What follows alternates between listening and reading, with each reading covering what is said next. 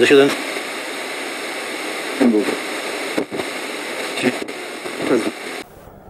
Taç, Sakaryaspor. Hakem Ahmet Erdoğan.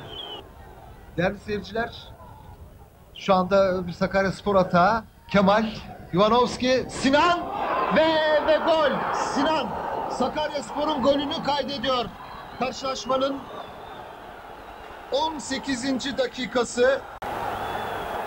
Sinan'ın golü bir kez daha seyrediyoruz.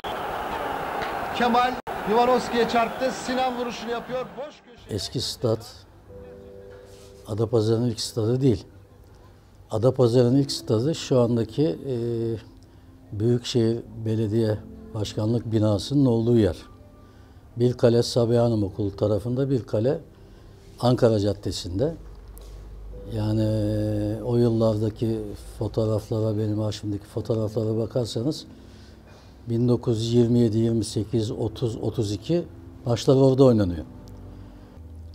İlk stat olduğu yerde ben Uzun Çarşı'da hayatımın 3'ü geçtiği için orada dükkan komşularımız, büyüklerimiz vardı. Birkaç tanesi eski futbolcuydu. Yani o yıllarda 28, 30, 35'lerde bile Adapazarı'nda futbol bayağı bir hissedilir durumdaymış. Çünkü niye? Yıllar evvel o yaşayan futbol tarihine, Adapazarı futbol tarihine damga vurmuş yaşlı abilerle konuştuğuma göre Fenerbahçe, Beşiktaş, Galatasaray zaman zaman özel maçlara gelirlermiş. Adapazarı karması olarak çıkarlarmış karşılarına. Seyircilere bakıyorum, birkaç tane fotoğraftan belli. O yıllarda bayan seyirciler var maç seyreden. Gayet düzgün kıyafetli bayan seyirciler var. Yani oradan da belli oluyor ki yani o yıllarda Adapazarı'ndaki futbol bayağı faal durumda. Ki o yıllar Türkiye tarihine bakarsanız Cumhuriyet yeni kurulmuş, birkaç sene olmuş, ekonomik durum pek iç açıcı değil. Ona rağmen burada futbola karşı bayağı bir teamül var. Mübadele ile gitmiş Rumların kurduğu Olympiakos diye bir takım var. Bugün de işte Şampiyonlar Ligi'nde veya UEFA Ligi'nde zaman zaman adını duyuran biliyorsunuz. Yunanistan'ın Olympiakos takımı var. Buradan giden, Türkiye'den giden Rumların kurduğu bir takımmış. Mübadelede de Selanik ve çevresindeki 6 vilayetten gelen Selanik muhacirler denilen insanların gelip yerleştirildiği Adapazarı, Kömürpazarı, Karaağaçtepe'nin takımı olan Gençler Birliği ile 1936 yılında Cumhuriyet'in 13 yılında bir maç yapıyorlar. O statta yapılıyor. Yani şehrin merkezinde Gümrükönü dediğimiz eskiden kanlı mezarlık olan 1920'lerde daha sonra stada dönüştürülmüş olan o alanda yapılmış. Ekrem Karaberber merhumdan da bu konuda çok dinlemiştim. Orada mesela o maçta o da varmış. İzleyici olarak varmış. O gün Gençler Birliği takımı, Kömürpazarı'nın takımı Gençler Birliği oynamış. Ancak Gençler Birliği Ekrem Hoca'nın bana rahmetini anlattığına göre 4-5 tane de diğer takımlardan. Hilalspor, Yeni Hilal, Yeni Cami'nin takımı, daha sonra Yıldırım Spor'a dönüşen. Oradan da takviye almışlar. Bu da doğal bir şey tabii. Böyle olması ama formaları var, fotoğrafları var. Sonra 1940'ların başında stat yapılıyor.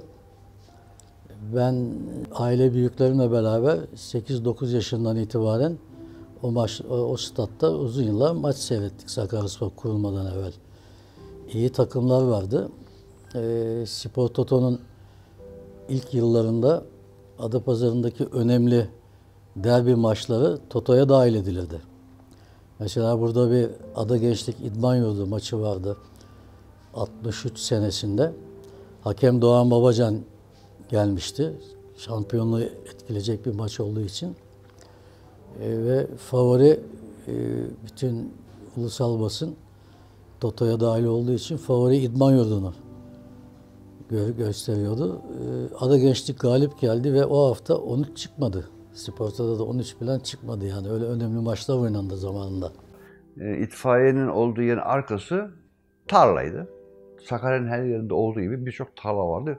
İşte zaten çok futbolcu çıkmasının sebebi de bu tarlaların ve arsaların boş olması. Sonra hepsi doldu bunların. Ben o zaman babam izin vermese de cumartesi, pazar günleri stada giderdim. Stat üstü tenteli 300-500 kişilik bir kapalı tribün gibi, şimdiki maratonun karşıki yani soyunma odasının olduğu yer, 2 odalı bir yer. Ondan sonra aşağı altında hatırladığım kadarıyla önünde bir kum havuzu olan daha sonra o kum havuzuna kalecilik idmanı yapmıştım. Karşı tarafta tahta tribünler vardı. Açık tabii, tahta tribünler vardı, üstü açık. Ve o zamanlar sabah saat 10'da maçlar başlardı, amatör maçlar. Akşama kadar devam ederdi.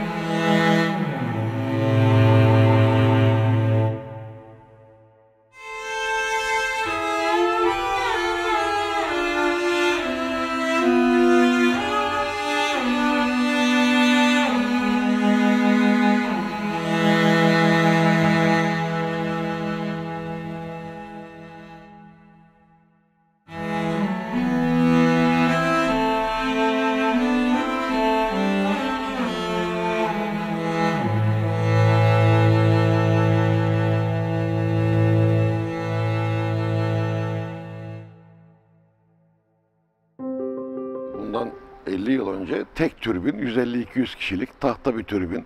Stadyum buradan yeni bu oturduğumuz yerin en azından 30 metre falan daha doğu tarafında. Hemen şu karşıda şu anki maraton tribün dediğimiz yerin arkasından bir tren yolu geçiyor şeker fabrikasına. Maç olurken burada amatör maçları anlatıyorum önce. Amatör maçlarda Donatım Spor, Güneş Spor ya da Ada Gençlik maçları olurken oradan tren gelir şeker fabrikasına, uzun vagonlarla pancar getirirler ve makinist burada maç olduğunu gördüğü zaman henüz daha Kent Park'ın oralardan trenin düdüğünü çalmaya başlar. Bütün stadı geçene kadar düdüğünü çalardı. Bu bir selamlamaydı. Şekerspor, Kağıtspor maçları. O zaman sanki böyle Barcelona şey gibi. Çok büyük bir derbi maçlarıydı. Kocaeli'nin Sekası'nın Kağıtspor ile bizim Şekerspor.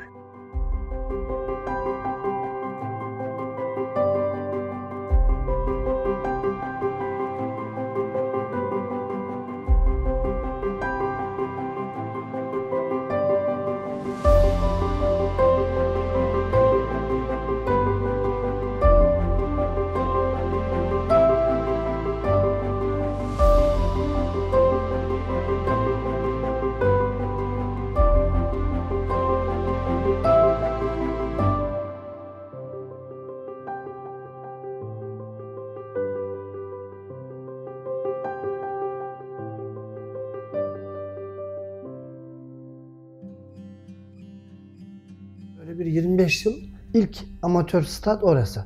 Basit bir çevrili duvar var etrafında. O duvarı üzerinden seyrederdik, kızarlardı diyor Ekrem abi.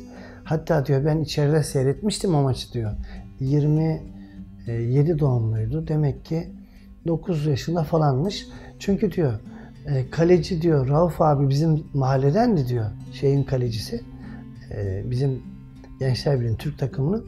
Beni içeriye torpille aldırtmıştı. Ben içeriden seyretmiştim o maçı diye de böyle rahmetli mutlu şekilde anlatırdı. Ta yıllar sonra 70-80 sene sonra olay anlatırdı. Abim bu Hilal Kulübü'nde oynuyordu. Ayağı kırılmıştı. Babam bana müsaade etmedi. Ulan eşek herif, her gün dayak yiyordum. Ulan eşek herif, abinin ayağı kırıldı. Sen de kafan mı kırılsın, onu mu istiyorsun diye beni hep bana mani olurdu. Oynamamam için ne lazımsa yapıyordu. Ama bizim çevre geliyorlar. Ekrem hadi maç var. Hadi git mahalle maçları o zaman. Hep mahalle maçları. Tabii biz sizde olmuyor. Gidiyoruz, oynuyoruz. Eve gelince dayağı yiyoruz tabii. Gençler Birliği Kömürpazarı'nın o tarafta, o semtin takımı. Ada Gençlik çarşının ortasındaydı. Yıldırım Spor Yeni Cami'deydi. İdman Yurdu yine o da o Pirinç Pazarı'nın oradaydı kulüpleri.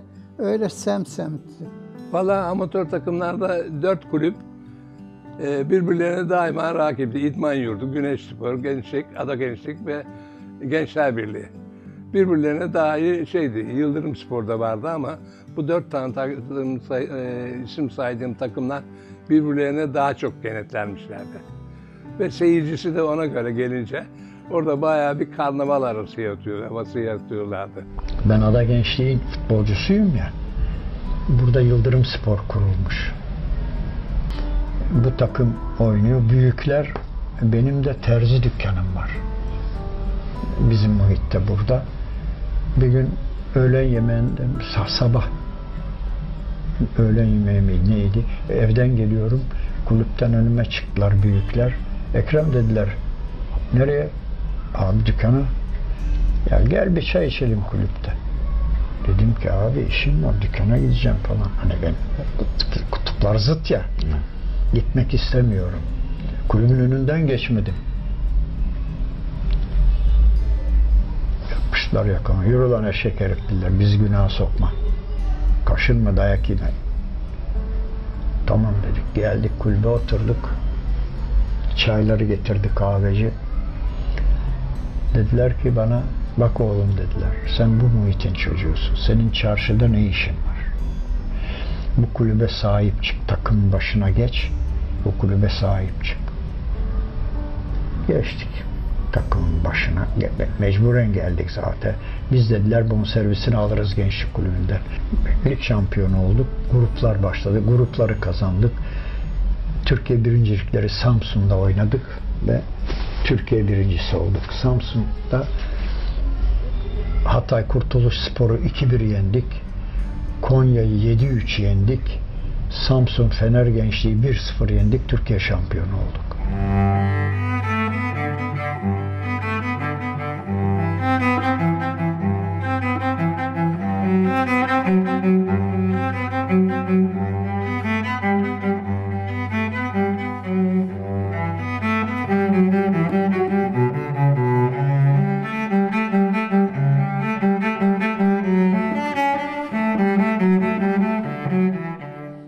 Sakarya amatör futbolunda 3 büyük kaleci vardır. Bunlardan bir tanesi Ekrem Karaberberoğlu, ikincisi Fikret Aldınç, üçüncüsü de Saadettin abi. Yine bizim kadromuzda, kuruluş kadrosunda yer alan kalecilerde 3 tane. Fikret Aldınç Fenerbahçe'ye gitti. Sonra da Ankara'ya, Hacettepe ve Demirspor takımlarında oynadı. Bu şehrin en spora açık ailelerinden birine mensuptu Aldınçlerin. Ve Fikret ama Deli Fikret derlerdi. Çok güçlü bir kaleciydi. Ankara ve Ankara Demirspor ve Hacettepe profesyonel kulüplerinden sonra Sakaryaspor'un o profesyonel liglerde yer alacak, ikinci ligde o zaman adı, yer alacak takımların kurulması adına Sakarya'da ilk akla gelen isim olarak kulüp başkanı yaptığımız rahmetli Ethem Boran, ki benim 15 yaşında ilk defa sahaya çıkaran Güneşspor'un başkanıydı. Aynı zamanda Sakaryaspor'da da başkanlığımı yaptı. O unutulmaz, rahmetli bir adam. Müthiş bir spor sevgisi taşıyan kişiydi. 1965 senesinde Mayıs ayında bir toplantı yaptık 4 kulüp. Başımızda rahmetli Ethem Boran vardı. Onun sayesinde dedik böyle bir Sakaryaspor'u bir kuralım dedik, yani amatörler kapansın. Orada karar aldık, orada kurulduk. Sakaryaspor kurulunca tabii yeni stadın kapasitesi anormal derecede arttı. 4 takımın birleşmesiyle Gençler Birliği, Güneşspor, Ada Gençlik, İdman Yurdu. Futbol Federasyonu böyle bir ikinci lig kategorisi diye bir lig kurmayı düşündüğü zaman Sakarya şehri düşünmüşler Yıldırım Spor'dan dolayı. Ama şimdi bunu herkes söylemez belki ama ben söylerim. Çünkü bunda bir kötü niyet yok. Rahmetli Ekrem Karaberber o yıl 1964 senesinde Sakaryaspor'un kurulması için Yıldırım Spor'un katılmasına mani oldu. Yıldırımspor'la çok iyi futbolcular olduğu için o sene katılamadı.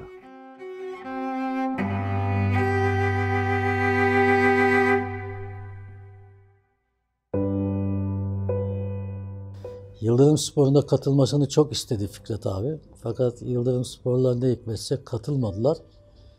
Ve o yıllarda Yıldırımsporlu eski abilerimizden bir tanesine ölene kadar da çok küskün kaldı Fikret abi. Fikret Aldınç'ı takımın başına getirdiler. Fikret Aldınç takımın başına gelmeden evvel bir araştırma yapıyor Sakarya'da. Sakaryaspor'da oynayacak yerli futbolcu dediğimiz, yani Adapazarı liglerinde oynayan, o zamanki adıyla liglerinde oynayan futbolculardan bir ekip oluşturmak istedi. Orhan Şeref'e bak diyor ki Fikret diyor 2. ligde diyor tek grup var. 2. grubu kuracağız diyor. Adapazarı Sakarya diyor bu işi kaldırır mı diyor. Sen 2 senedir diyor oradasın diyor. O yazın, Sakaryaspor kurulmadan evvel yazın, Karasu'da bizler kampa giderdik, çadırlar kurardık yazlıkta. Fikret abi de oraya gelirdi. Orada Karasu karmasıyla Sakaryalı futbolculardan oluşan yazlık maça çok büyük ilgi vardı. Akşam saat 17'de Karasu sahasında böyle bir maç için. Ben de orada olduğumdan dolayı beni de davet ettiler. Dediler ki abi sen de takımda oynar mısın? Oynarım ama dedim benim ayakkabılarım falan yok, böyle hazır değiliz bu konuda. Dediler ki biz buluruz ayakkabı falan filan. O sahanın kenarına herkes bağdaş kurmuş vaziyette Karasu sahasında. O maçı seyrediyorlar. Biz de çıktık sahaya oynuyoruz. Şimdi ben Fikret abinin oturduğu tarafın önünde oynuyorum. Mevki olarak orta sahanın solunda. Fikret abi oradaki arkadaşların anlattığına göre oyunun gidişatından değil, bu adam kim diyor beni göstererekten. Da diyorlar ki Ada Gençlikli Zeki işte bu. Ya bunun burada oynamaması lazım, profesyonel liglerde oynaması lazım falan öylesine, yani beni beğenen bir söz söylüyor çocuklara. Ve Sakaryaspor'un başına gelir gelmez Ada Gençlik'ten ilk önce beni alıyor. Hadi Şemsiyeli Bahçe'ye gidelim birer kahve içelim dediler. Ben de gelebilir miyim dedim. Tabii gel dediler. Gittik Şemsiyeli Bahçe'nin en ön sırasında. Onlar kahve içiyor, ben çay içiyorum. Tam öğlen tatili tabii. Ethem Boran'ın da 2. kattaki iş yerinin karşısında Avukat Zerrin Batmaz'ın ofisi var. Zerrin ablamız çok iyi giyinen, çok güzel yürüyen bir ablamızdı, çarşı büyüğümüzdü. O da Yeni Cami tarafından Uzun Çarşı'ya geliyor böyle bizim solumuzdan. Önümüzden geçiyor yani. Zerrin Batmaz'ın aramızda 6 metre ya var ya yok. Merhaba Ethem Bey dedi, geçti. Geçtikten sonra Ethem abi ayağa kalktı. Renkleri bulduk dedi. Şimdi Zerrin Batmaz'ın üzerinde siyah pabuç, siyah etek, yeşil çok güzel bir ipek bluz, harika bir siyah ipek fular var. Renkleri bulduk dedi. Yani Sakaryaspor'un renklerinin tespit edilmesine yegane sebep Avukat Zerrin Batmaz'dı ve Sakaryaspor'un kuruluşunda 2 numaralı üyedir. Tabii ki Sakaryaspor 65 yılından itibaren futbol kamuoyunda bayağı ses getirdi. Şimdiki ismiyle Playoff, ilk sene Playoff'a kaldık. O zamanki ismi Dörtlerdi, yani 4 takım kalıyordu. Ve o takımın hemen hemen oynayan 11'din 7 tanesi Adapazarlı çocuktu. Hepsi. Mikail'di, Beşir'di, Musa'ydı, İhsan'dı, İsmet'ti, ben, Rıfkı. Yani bunları saymakla bitiremeyiz. Yani 7 tane en az direkt takımda oynayan futbol. Ya o hava başkaydı. Takımı tribündeki seyirci de bir benimsiyordu öyle. Adapazarlı çocuklardan müteşekkil bir kadro kuruldu. Bu kadroda işte Ankara'da spor elçimiz olan, iyi bir aile çocuğu olan Fikret Aldınç kaleci abimizin kaptanlığında Sakaryaspor oluşturdu. İşte Musa abi, Beşer abi, Mikail, ondan sonra Pıçır İsmet, Rıfkı gibi, Zeki Aydıntepe, Abaza Hüsnü abi, onun gibi böyle çok güzel bir kadro oluşturdu. Sadece bir iki tane dışarıdan hatırladım. Bir Charlie Erdoğan'ı hatırlıyorum bu kadroya giren. Ondan sonra çok güzel maçlar oynadık biz ve o sene Türkiye liglerinde 4'e kaldık. Bizim dönemimizde Fikret abi vardı, rahmetli Aldinç. Birincilikte oynamış. O biraz sinirliydi ama profesyonel bir hata yapmadı. Yani daha o sene lige çıkmak önümüze geldi fakat burada Bursa Spor'la yapan eleme maçında maçın bitimine 3-4 dakika kala Bursa Sporlu Müfit tarafından bir gol yedik. Mağlup bitirince elendik. İlk başta Sarıyer elemiştik. O şeyi de geçsek Eskişehirspor'la final oynayacaktık. O sene Eskişehir çıktı. Fikret abi uzun bir degaj yaptı. O çok uzun degaj yapan bir kaleciydi. Ve Metin'le birlikte Refik havaya sıçradılar. Ben de topu sol kanatta, boşlukta seyrediyorum. Arkalarına sekti. Sekince ben olanca hızıyla topu yakalamamla beraber arkadan ceza sahasına girmem bir oldu. Bu arada sol tarafta hala konuşuruz. Mersin'e gittiğim zaman da buluşuruz. O takımın kaptanı Alp vardı. Alp. O bir de sağ tarafta Battal diye çok güçlü 2 tane savunma adamı vardı. İkisi birden beni ceza sahasının içerisinde girerek havaya kalkıp kafa üstü yere düştüğümü hatırlıyorum ve penaltı oldu. Penaltı oldu. Penaltı demek bizim için %100 değil, %1 milyon gol. Fikret abi geldi. Şöyle bir baktım Fikret abi, o bana baktı, ben ona baktım. Fikret abinin yüzünü ilk defa kireç gibi gördüm. Maçın 85. dakikası ve 0-0'ız. Hiç galibiyet almamışız, hiç gol atmamışız ve penaltı. Dedim ki eyvah dedim bu adam. Çünkü bundan kurtuluş yok. İnşallah kaçırmaz. Böyle bir içimden geçti. Neyse topa geldi, gerildi. Hiç ondan beklenmeyecek şekilde o kadar kötü vurdu ki. Fakat o kaleci Yusuf, Fenerbahçeli Yavuz'un abisiydi o zaman takımın kalecisi Mersin takımının. Onun nasıl topa vurduğunu bildiği için gerildi böyle. Gerilince ve de o da vurunca topa böyle tam üzerine gelen bir toptu. Böyle yapınca şu sol kolunun dirseğine çarpan top üstten fileye takıldı. Direkle file arasına. Yani Fikret abi gol oldu ama keyif alamadı. Ve ondan sonra maç bitti. 1-0 galibiz, yıkılıyor ortak. Biz Çark Caddesi'nde omuzlarda geliyoruz Gümrük önüne. Akşamda takım ilk defa İmren Lokantası'nda ziyafet var. Fikret abi dikildi kafama. Sen dedi benim ömrümden 10 sene götürdün dedi. Niye dedim? Yahu dedi o pozisyondan oraya kadar girdin tamamdı niye atmadın golü dedi. Ya dedim ben oraya girmişim maçın 85. dakikası. Topun ayağımdan nasıl kaçacağının hesabını yapıyorum. Kaçırmamak adına dedim. Bütün inisiyatifi bakışımı topa çevirmişim. Sen nasıl diyorum? Tam kaldırdım. Vuracağım anda bindirdiler beni dedim.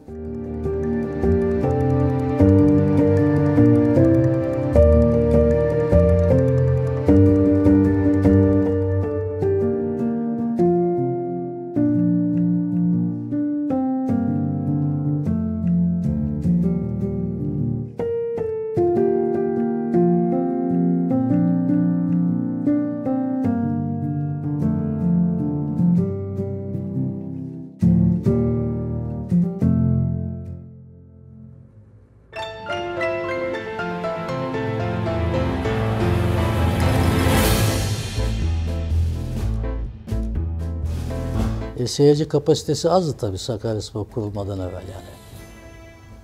En kalabalık şey o zaman işte 5000 kişi falan büyük rakam o zamanki nüfusa göre. Ama Sakaryaspor kurduktan sonra hemen 10-12 bin kişi gelmeye başladı. Rastgele yerlerde duruyorduk.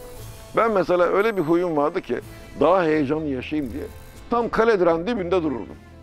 O zamanlarda 68 sezonunda burada Çark Deresi'nde yüzer. Dereden çıkar buraya maç izlemeye gelirdik. Küçük bir tribünü vardı. Önce tahta sonra beton yaptılar. Bir penaltı olduğu zaman şimdi biz rakip arkasındayız tamam. Sakaryaspor'un kalesine karşı penaltı ya da penaltı vuruşlarını daha çok. Zımpara gibi zemin, çamur zemin, balçıklı top, şamyelli topla birlikte mücadele eden biz çok güzel futbolcular izledik burada. Arka taraf kömürlüktü. Burada Recep abi vardı, Allah rahmet eylesin, şu çimlere bakın. Bizde dedi o zaman burada amatör maçlar oynanıyordu ilk geldiğim zaman burada. O atılmadan penaltı biz şu sahanın kalenin arkasından giren sahanın ortasından koşaraktan geçer. Hakeme de bağırırdık. Hocam bir dakika diye kalenin arkasından geçerdik. Hakem de bizi görürdü, öyle attırırdı.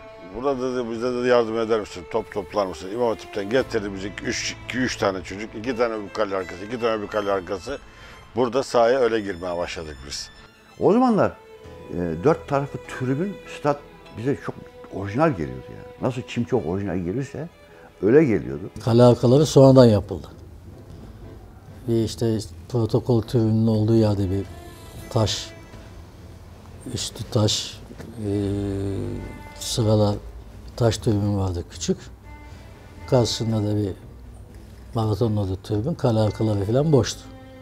O dönemlerde Adapazarı'na maça gelen takımlar o zaman salon işte yeni bitmişti. Salonda soyunup giyinip stada öyle giriyorlar. Bir türbün vardı. Bir türbünün arka tarafında tam ortadan bir giriş vardı. Girişin sağda misafir takım, solda bizim takım, aşağısında hakemler, onun altında da bir tane daha oda vardı. Maçtan sonra da salona giriyorlar, spor salonuna. Çünkü banyo orada vardı. Statta banyo yoktu evvela. Bir çıkış tüneli vardı. Orada merdivenlerden böyle çıkılır sahaya. Rakip buradan, biz buradan. Böyle ortada birleşirdik yani çıkardık. Böyle küçük bir, türbün de küçüktü kapalı. Daha sonra karşı tarafa tahta türbünler yapıldı. Deniz stat bitince işte betondan, ben stadın altından toprağı kazıp da alt taraftan şu andaki Şeref türbünün sol tarafında, sağ tarafında o zaman şöyle boşluk vardı, o boşluktan giriyorduk. Üstü de kapatıldı sonra, daha sonra. Önce açıktı, sonra da üstü de kapatıldı tahta türbünlerin. Telefonu bile yoktu kulübün yani.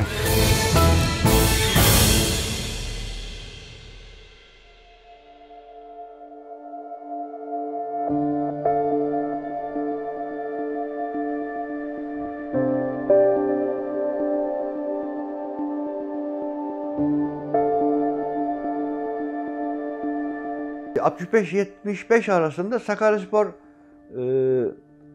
daha çok belediyelerin takviyesiyle rahmetli işte Beşet Deryaoğlu'nun ve onun arkadaşlarının, biliyorsunuz o zamanlar siyasette iki başlıydı. Yani CHP, Adalet Partisi ikisinin arasında gidip gelirdi. CHP'li olanlar Deve Ziya ve o ekibi, işte Beşet Deryaoğlu ve ekibi. Ben 69 yılında Sakarya Lisesi'nde oynuyorduk. Türkiye Şampiyonası falan filan. Biz Sakaryaspor'da seçme var dediler. Seçmeler yapıldı. Biz o seçmeleri kazandık ve Sakaryaspor altyapısının oyuncusu olduk. Artık profesyonel takım kurulduğunun üstünden bir 4 yıl geçmişti. 65-69. Ve o takım, biz genç takımının oyuncuları olduk. Benim Sakaryaspor denince aklıma ilk gelen Baykul'un rövaşatasıdır. Yani bu hangi tarihte? İşte 70'li yıllar. Ama kesin şu tarih diyemiyorum. Arkamdaki kalede Baykul'un rövaşataya çıktığı bir andır. İlk Sakaryaspor sahasına girdiğimde ilk karşılaştığım manzara. Baykul da önemli bir futbolcuydu Sakaryaspor için. Sanıyorum Bursaspor'dan gelmişti o zamanlar. Değişik George Best saç stiliyle tam bir böyle Avrupa'ya bir futbolcu havasındaydı. Santraforumuz var, Bursa'dan gelmişti. Uzun saçlı, aklıma gelmiyor şimdi ismi. Baykul. Ne bileyim, biz Baykul'u hatta Sakarya'da uzun saçlı olduğu için bazı arkadaşlarım saç bırakmıştı, Baykul'u örnek almak için. Rahmetli Şeref Başoğlu. Şeref Başoğlu Sakarya'da öyle bir futbolcuydu ki, inanın belediye seçimlerini etkileyen futbolcuydu. Sonra ben onunla aile dostu oldum. Ben genel kaptanken ona görev verdik, yani yardımcı olduk ve çok da ahlaklı, rahmetli oldu depremde. Şeref Başoğlu mesela bir Mersin İtmaiyeci'den transferini hatırlıyorum ben. Bu şehir yerinden oynadı. Ve Beşiktaş'a gidecekken 425 bin lira gibi paraya Mersin'e gitti. Onu satan daha doğrusu satmak zorunda kalan Behçet Dervioğlu seçimi kaybetti. Daha sonra Galatasaraylı Ayhan, Baykul, İhsan, Haluk, Fuat, Ayı Fuat derlerdi o. Fenerbahçeli Yaşar, ondan sonra ne bileyim Galatasaraylı Yavru Ayhan, onu bizim Salih İhsan, Erdal Akpınar, Galatasaray kaptan Erdal, Yaloğlu İbrahim. 74 senesindeki o şampiyonluğu oynadığımız dönemdeki ilk Trabzon maçı. Trabzon'un şampiyon olduğu sene, bizim kaybettiğimiz o sene. İlk Trabzon maçı, ben Sakarya stadının o şekilde olduğunu ilk defa gördüm. Sakarya stadyumu ilk defa 1973 senesinde çim yapıldı. Amatör maçlarda orada oynandığı için 3. 4. maçtan sonra sahanın bir tek kenarlarında yeşillik kaldı. Ortasında çamur deryası gibi. Bu sefer hatta mıcır da atmadıkları için daha balçık halinde. Bizim 4. maçtan sonra zaten amatör maçlar bir daha oynanmadı orada. Ama çimde bozuldu. Kastamonu spor maçı. İlk çim saha yapılmış.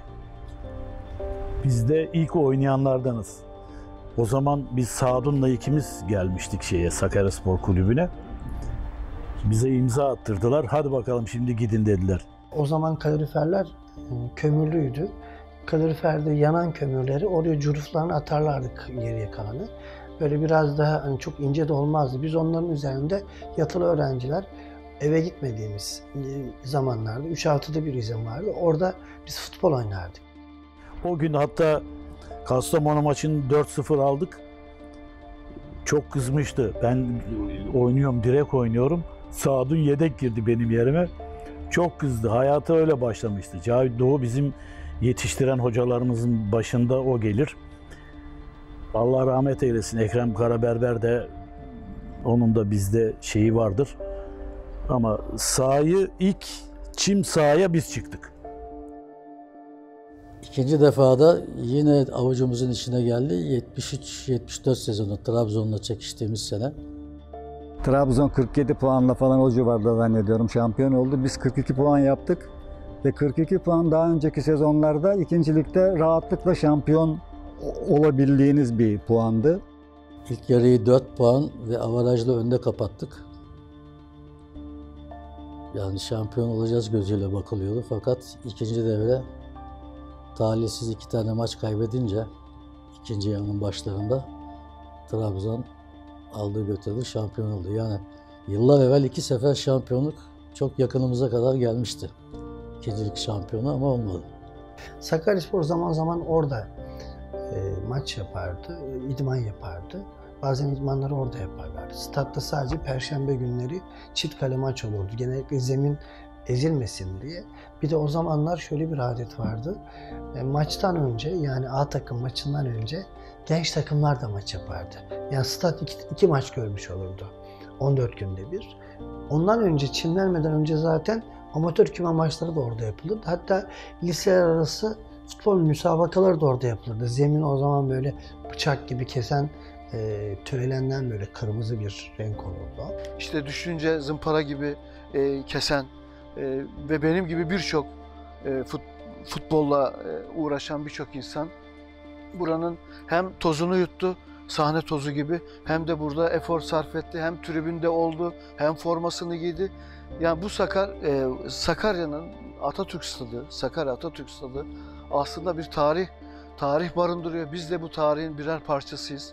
Ben her zaman bu tarihin birer parçası olmaktan da onur duydum.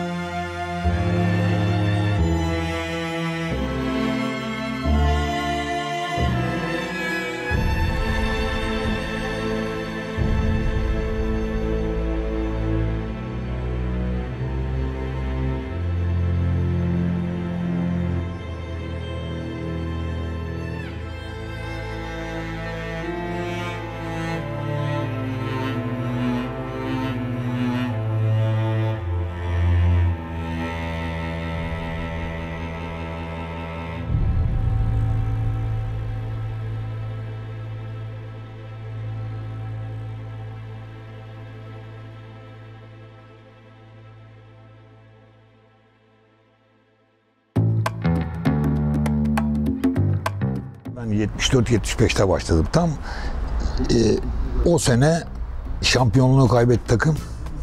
Fakat aşağı yukarı hepsi duruyor. Bir tek İbrahim abi kadro dışıydı, bırakmıştı. Ve burada Erdal abi vardı. Erdal abi. Şu kulübede Muammer abinin nikah saati gelmiş. Nikah masasından arıyorlar bizi. Burada genç takım müsabakamız var Sakaryaspor'un. Ekrem Hoca, ben, Muammer abi kulübedeyiz. Muammer abiye Ekrem Hoca ve ben yalvarıyoruz. Sağ bek oynuyordu. Ben de sağ bek oynuyorum. İlk geldim ben 2-3 maç Erdal abi oynuyor. Ben oynayamıyorum tabii. Çünkü Erdal abi 1966'da geldi buraya. 65'te Sakaryaspor oldu. 66'da geldi. Ve müthiş oynuyor Erdal abi. Yani benim oynayamam ben. Nikah saati geçti. Fakat ben tabii yırtıyorum kendimi. Hatta hiç unutmuyorum idmanlarda Erdal abi işte öyle bir güzel bir abilik kardeşlik vardı ki. Muammer abi Adatepe'yi nikahı zor yetiştirmiştik. Erdal abi bana şey derdi. Ya oğlum Bülent derdi. Ya ben varken nasıl oynayacaksın derdi. Beni sakatlaman lazım derdi. Oğlum benim en nazik yerim bileğim. Benim bileğime girersen eğer beni sakatlarsın oynarsın. Başka türlü oynayamazsın oğlum sen diyordu ya. Ondan sonraki seneler her sene kümeye oynadık. Her sene düşmedik.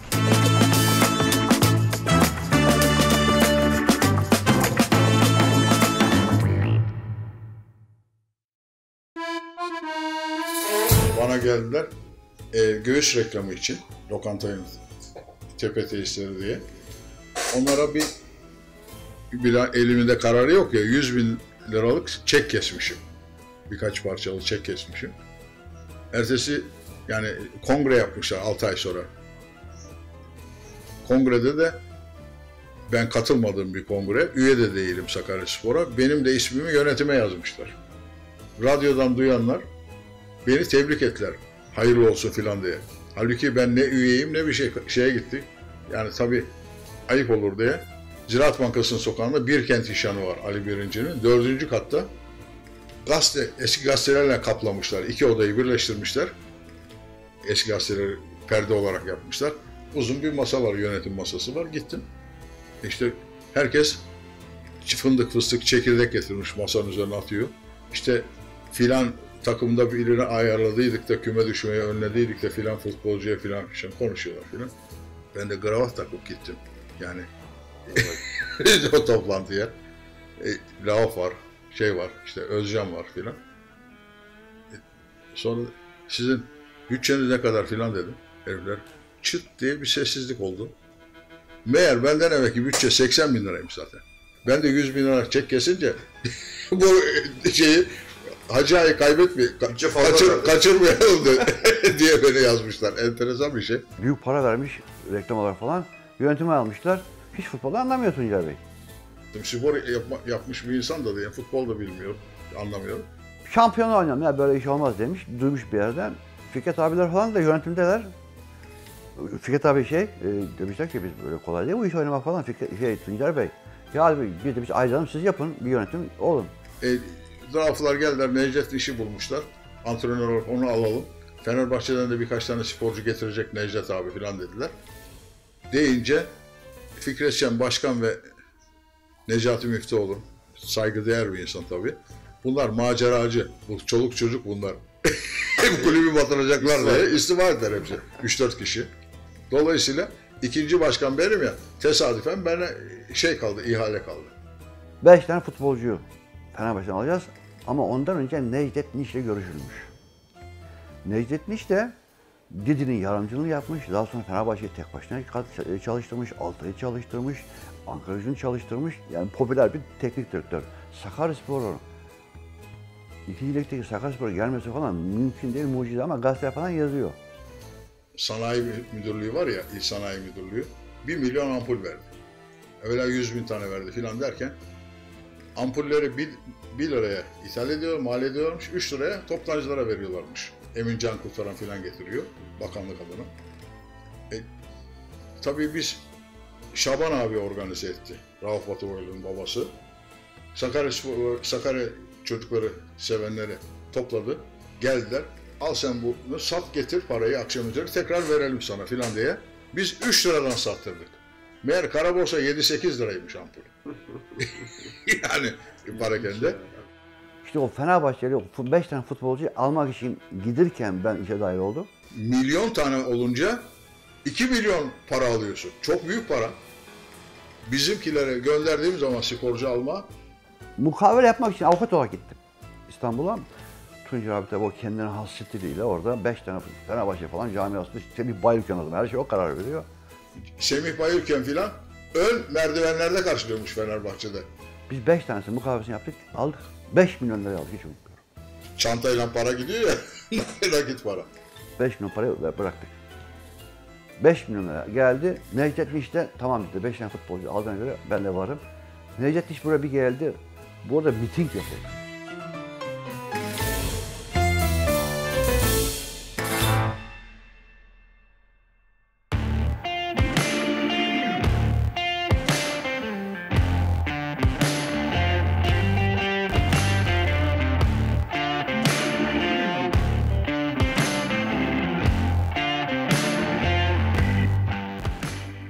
Senesi hatırladığım kadarıyla Fenerbahçe'den gelen oyuncular sizlerdiniz. Bari, Emin abi, Coşkun, İbrahim, daha ismini saymadığım Tuna. Ondan sonra aramızda kim geldi? Bir de Kazım mı gelmişti? Çok önemli bir transfer harekatıydı bu. Yani bir sene evvel, 2 sene evvel Süper Lig'de Fenerbahçe'de yaklaşık sezon ortalaması 10-15-20 maç olan bir oyuncu grubu bir alt lige gidiyor. Bu transferimizde en büyük rolü Necdet Niş abimiz. Bizden 6-7 tane futbolcuyu Sakaryaspor'a transfer etmiştir. Fener'den 5 kişi gelmişti.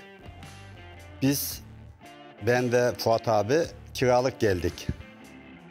Hatta ilk 2 maç oynandı. Zaten biz 3. maç için geldik.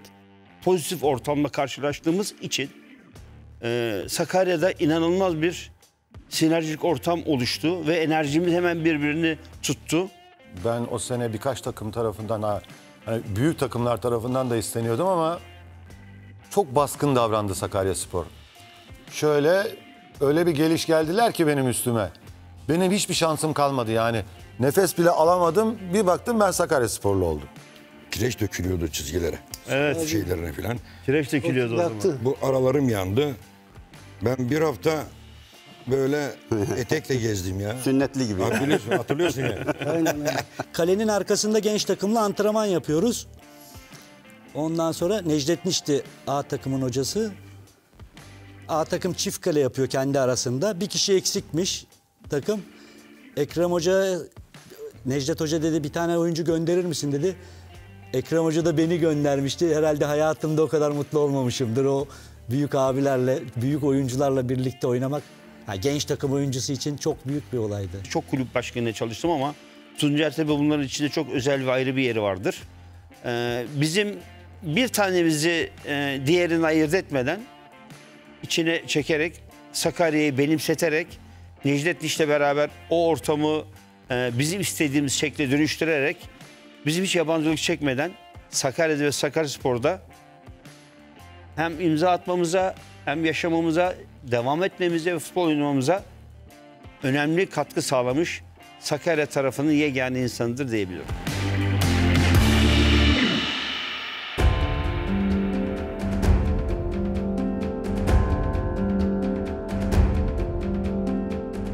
Necdet Hoca toplamış. Daha önce Fenerbahçe'de çalışıyordu. Allah rahmet eylesin. Bir proje yapmış. 5-6 kişi birden alırsa takım lige çıkacağına inanmış. Ben gitmek istiyorum dedim. Çünkü Necdet Niş rahmetli, o olmazsa hiçbiri olmasın dedi. Ben de arkadaşları bırakmayayım yalnız dedim. O zaman gençlik tabii, arkadaşlık duygusu işte. Şimdi de var yine de. Ama o zaman onların işi bozulacak diye ben de beraber geleyim dedim. Her maç full. İçeride dışarıda yeniyoruz. Sarıyer rakibimiz. 2-1 yenildik Sarıyer'e. 2-1 yenilince bir de yuh çektiler Necdet Niş'e. Yarım saat, 45 dakikada. Büyük hoca oldu. Ondan sonra yuh çekildi. Yol çekildi. Korkudan Necdet abi dedi ki bir Nezih diye birisi var. O deli dolu ama ben onu oynatırım dedi. Onu alabilirsen alın başkanım dedi. O takım zaten birinci takımı gibi yetmedi. Tuncay abi iyice coştu. Devre arasında Tuna'yı aldı. İlaveten. Ondan sonra kaleci Fuat'ı aldı. Nezih'i aldı. Acayip takım oldu şey gibi yani takım felaket takım. 80'den sonra Tuncer Başkanımızın Sakaryaspor'a başkan olmasından sonra zaten çehresi değişti Sakarya'nın. Burada karlı bir düzce maçı oldu. Hatırlar mısın bilmiyorum. Bütün seyirciler bizim atak yapacağımız tarafın kalesini temizlediler, öbür tarafı temizlemediler. Düşün yani. Kar yağıyor. Nezih'in o kafayla Necdet abinin o Nezih'e ya bu maçı sen alacaksın dedim. Nezih'in kafası duvarlarına vurdu maçı hiç unutmuyorum. Yani öyle hırslanmış ki takım. Düzce maçı hiç unutulmaz bir maçtı. Şampiyonluğa oynuyoruz. Maç 0-0. Devre bitti. Saha buz. Allah rahmet eylesin. İbrahim Yamuk İbo muydu o? Yamuk İbo. Sağ şeyi, müstahdemi vali tarafındaki kalenin önünü temizledi. Nezih 2 tane gol attı. Aldık. Maçtan sonra içeri girdik. Ayaklarımız donuk. Elini yapamıyorsun. Çıkaramıyorsun ayakkabısını. Çıkaran ağlıyor. Giren ağlıyor içeri. Prim buna göre olsun diyorlar. Ya, takım zaten taktik vermeye gerek yoktu. Ben biliyorum. Necdet abinin de taktiğini soymalısınlar. Siz bildiğinizi yapın. Hiç unutmam. Necdet abi bir huni taktiği vardı o zamanlar. Mehmet Al'dan gelince ihtilalin valisi Tuncer Bey bir dedi soyunma odasına gidebilir miyiz dedi. Gazetecilere falan haber vermiş. Ben de vali istediğiyle gittim. Hep birlikte gittik. Tabii vali bey konuştu. Bir tebrik yani bir başarı diledi. Sonra Necdet abi, Necdet Niş şöyle yaz günü tabii şöyle ceketi de yoksa tişörtü var. Tişörtün 2 düğmesi yani ceket ilikler gibi. Bir şey konuşabilir miyiz? Özel dedi bana. Olur hocam dedim. Konuştum. Dedi ki bu çocuklar 15-20 yaşında çocuklar. Bunlar kimi şortlu, kimi şortsuz. Yani soyunma odasına dedi. İdarecilerin gelmesi biraz sakil oluyor. Sahi mi dedim. Valla öyle dedi. Bu iş böyle bir şey olmaz dedi. Yani genel kaptan gelebilir dedi yani sizin idarecilerden hani. O da futbolcuların yaşında genel kaptanlar falan. Bir daha 6 sene kulübü idare ettim. Bir daha soyunma odasının kapısının önünden geçmedim. Antrenörle çekişirdim. Konuşmazdım ama çekişirdim. Yani tavır yapardım biraz. Necdet Hoca sırtımı sıvazladı. Hadi bakalım dedi, görelim dedi seni. 31 maç oynadım. Şöyle bir şart yaptı. Eliyle gelin bakayım gençler dedi, ne içersiniz? Oturduk. Dedim ben bu takımda işte oynadım. Şimdi ne yapıyorsun? Spor akademisi okuyorum. Ne okuyorsun dedi. Dedim futbol antrenörlük, spor sakatlıkları ve rehabilitasyon. Yani korunma ve spor sakatlıkların tedavisi. Benim dedi senin gibi birine ihtiyacım var biliyor musun dedi. Sağ ol hocam dedim. Çalışır mısın dedi. Çalışırım dedim. Darbe oldu biliyorsunuz. Darbede işte izin aldık falan gittik geldik. O sene Ankara Gücü'nü çıkaracak dedi spor camiası. Kenan Evren. Ankara Gücü'nü çıkaracak dedi. Ben de dedim Kenan Evren oynamayacak dedim. Biz oynayacağız. Kampta Necdet abi çok güzel takımdı. İkinci devre bir başladık. Daha 7 maç kala şampiyon olduk zaten.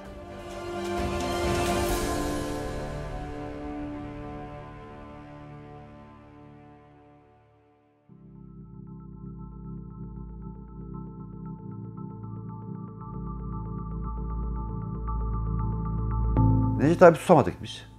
Çünkü o Fenerbahçe istedi, Ankara Gücü istedi. Bir de Necdet abinin şeyi vardı yani antrenörlük onun bir şeyi vardır. Teknik direktörlük bir şehirde üst üste 2 defa, 3 defa oldu mu laçkalaşır. Küçük şeylerde derdi. Valla ilk sene işte şu sahayı çim yaptık. 3 metre kazdılar. Toprağa attılar eski toprak sahayı. Bizim kum ocağından stabilize geldi. Yığıldılar. Üstünü de ince kum, üstüne de kestirdik Bol Dağları'ndan. Çim kestirdik. Şimdi böyle suni çim yoktu. Bizim doğal çim kestirdiler.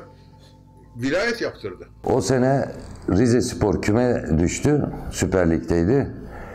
Rize'ye olan ödenek Sakarya'ya aktarıldı ve çimlendirme şeyi Sakarya'ya geçti. Yoksa Rize'ye yapacaklardı. İlk çimenler yapılacağı zaman şu anda hatırlayamıyorum. Ya Düzce maçıydı ya Samsun maçıydı. O hafta oynanacaktı. Şimdiki gibi çimenleri ser, 6 ay bakımını yap, ondan sonra oynat falan yoktu. Biz o hafta pazar gününe maçı yetiştirilmesi için askeriyeden yardım aldık. Askerlerle beraber o günün genç arkadaşlarıyla beraber ben de dahil olmak kaydıyla çimen serdik. Çimen serdik ve o hafta çimenler bittiğinde o çimenlerin üstünde ilk müsabakamızı oynadık. Çim olduktan sonra antrenmanlar tabii genç takımlara kesildi. Ama yine soyunma odamız orası. Gidiyorduk, ondan sonra minibüste veya otobüste sağa sola gidip antrenman yapıyorduk. En üst düzeyde takımlarla oynayacaksın. Zeminin acil değişmesi lazımdı. Tam santra noktası köşelerden 1,5 metre yüksektir. Evet. 4 köşeden. Drenajı Türkiye'nin en iyi stadıydı. Drenajı en iyi stadı. Delikli borularla. Yani mükemmel bir stat oldu. Hiç burada su durmaz hiçbir surette. Yani o stadın çimini. Vali Karabük'ten demir aldı özel idarenin parasıyla. Zirai Donatım ve vagon fabrikasının ustalarıyla bu türbünü yaptı, kapalı türbünü. Bir de şey yaptı orada televizyondan olsun diye yayın kulübesi yaptırdı. Yani o zamanki Mehmet Avcı'nın valinin yaptığı şey. Yani çim oldu, Türkiye'nin en iyi çimi oldu.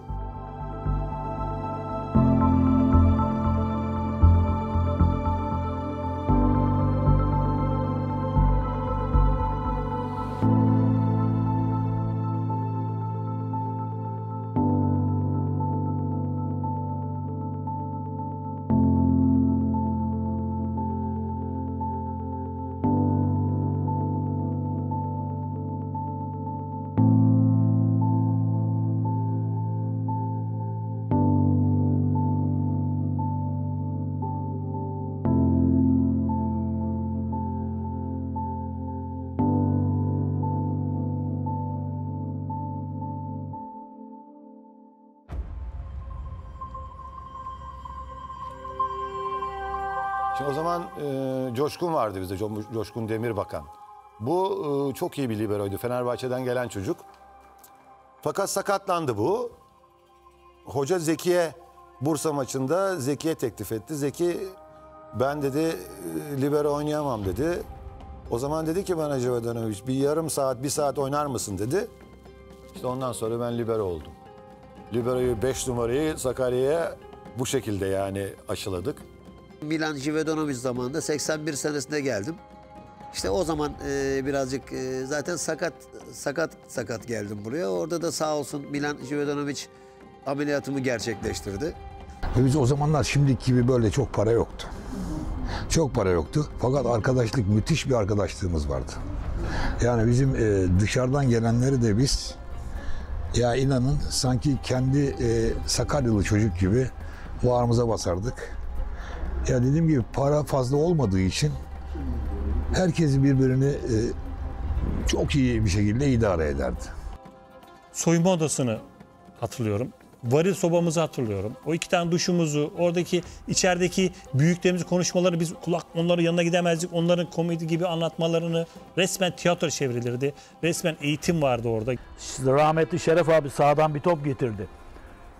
Kesti. Vurdum topu şu Şeker tarafındaki kaleye. Golü yaptım. Maç bitti. Çağırıyor biri beni. Şuradan biri çağırdı. Para veriyor. 500 lira. O zaman parası 500 lira verdi. Hiç unutmadım onu. Almadım tabii.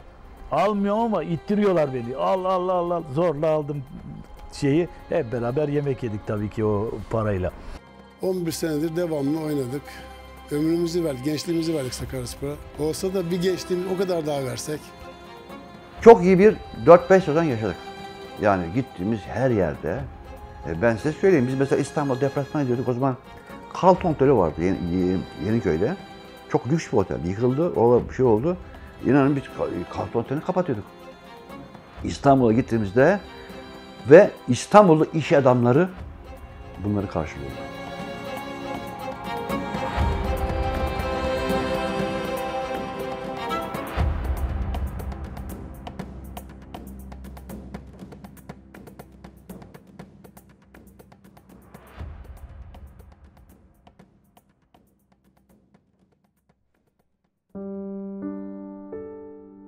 Tuncer Tepe abinin anlattığı gibi ligde nerede birincilikte oynayan Sakaryalı varsa alınsın sözüyle Eskişehirspor'da oynayan orta saha oyuncusu Aykut Yiğit alınmıştı. O arada rahmetli Aykut'la biz aynı zamanda askerdim ben de orada. Beraber gidip beraber gelirdik. Aykut Yiğit kısa sürede yıldızlaştı. Türk futbolunun gelmiş geçmiş en iyi plasecisidir. Çok yumuşak, lakabı kuzu. Bilekleri inanılmaz yumuşak, ara pasını çok iyi atan, sağa sola. Biz beraber başladık Aykut'la. Yani Sakaryaspor serüvenimiz bizim Aykut Yiğit'le beraber başladı. Valla benim aynı zamanda o da arkadaşımdı, takım kaptanımdı. 4. sezonda kaptan oldu ve gol kralı oldu Aykut. Abi diyorum, benim gerçekten abimdi. Abimden daha çok sevdiğim bir abiydi benim için. Ailemizden birisiydi, ailece görüştüğüm birisiydi. Sakaryaspor formasıyla Süper Lig'deki ilk ve tek gol kralımız Aykut Yiğit'tir.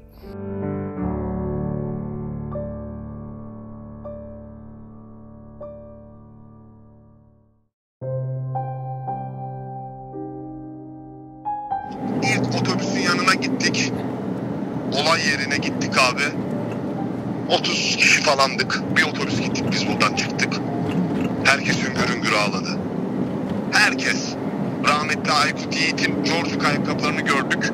Herkes hüngür hüngür ağladı. O an.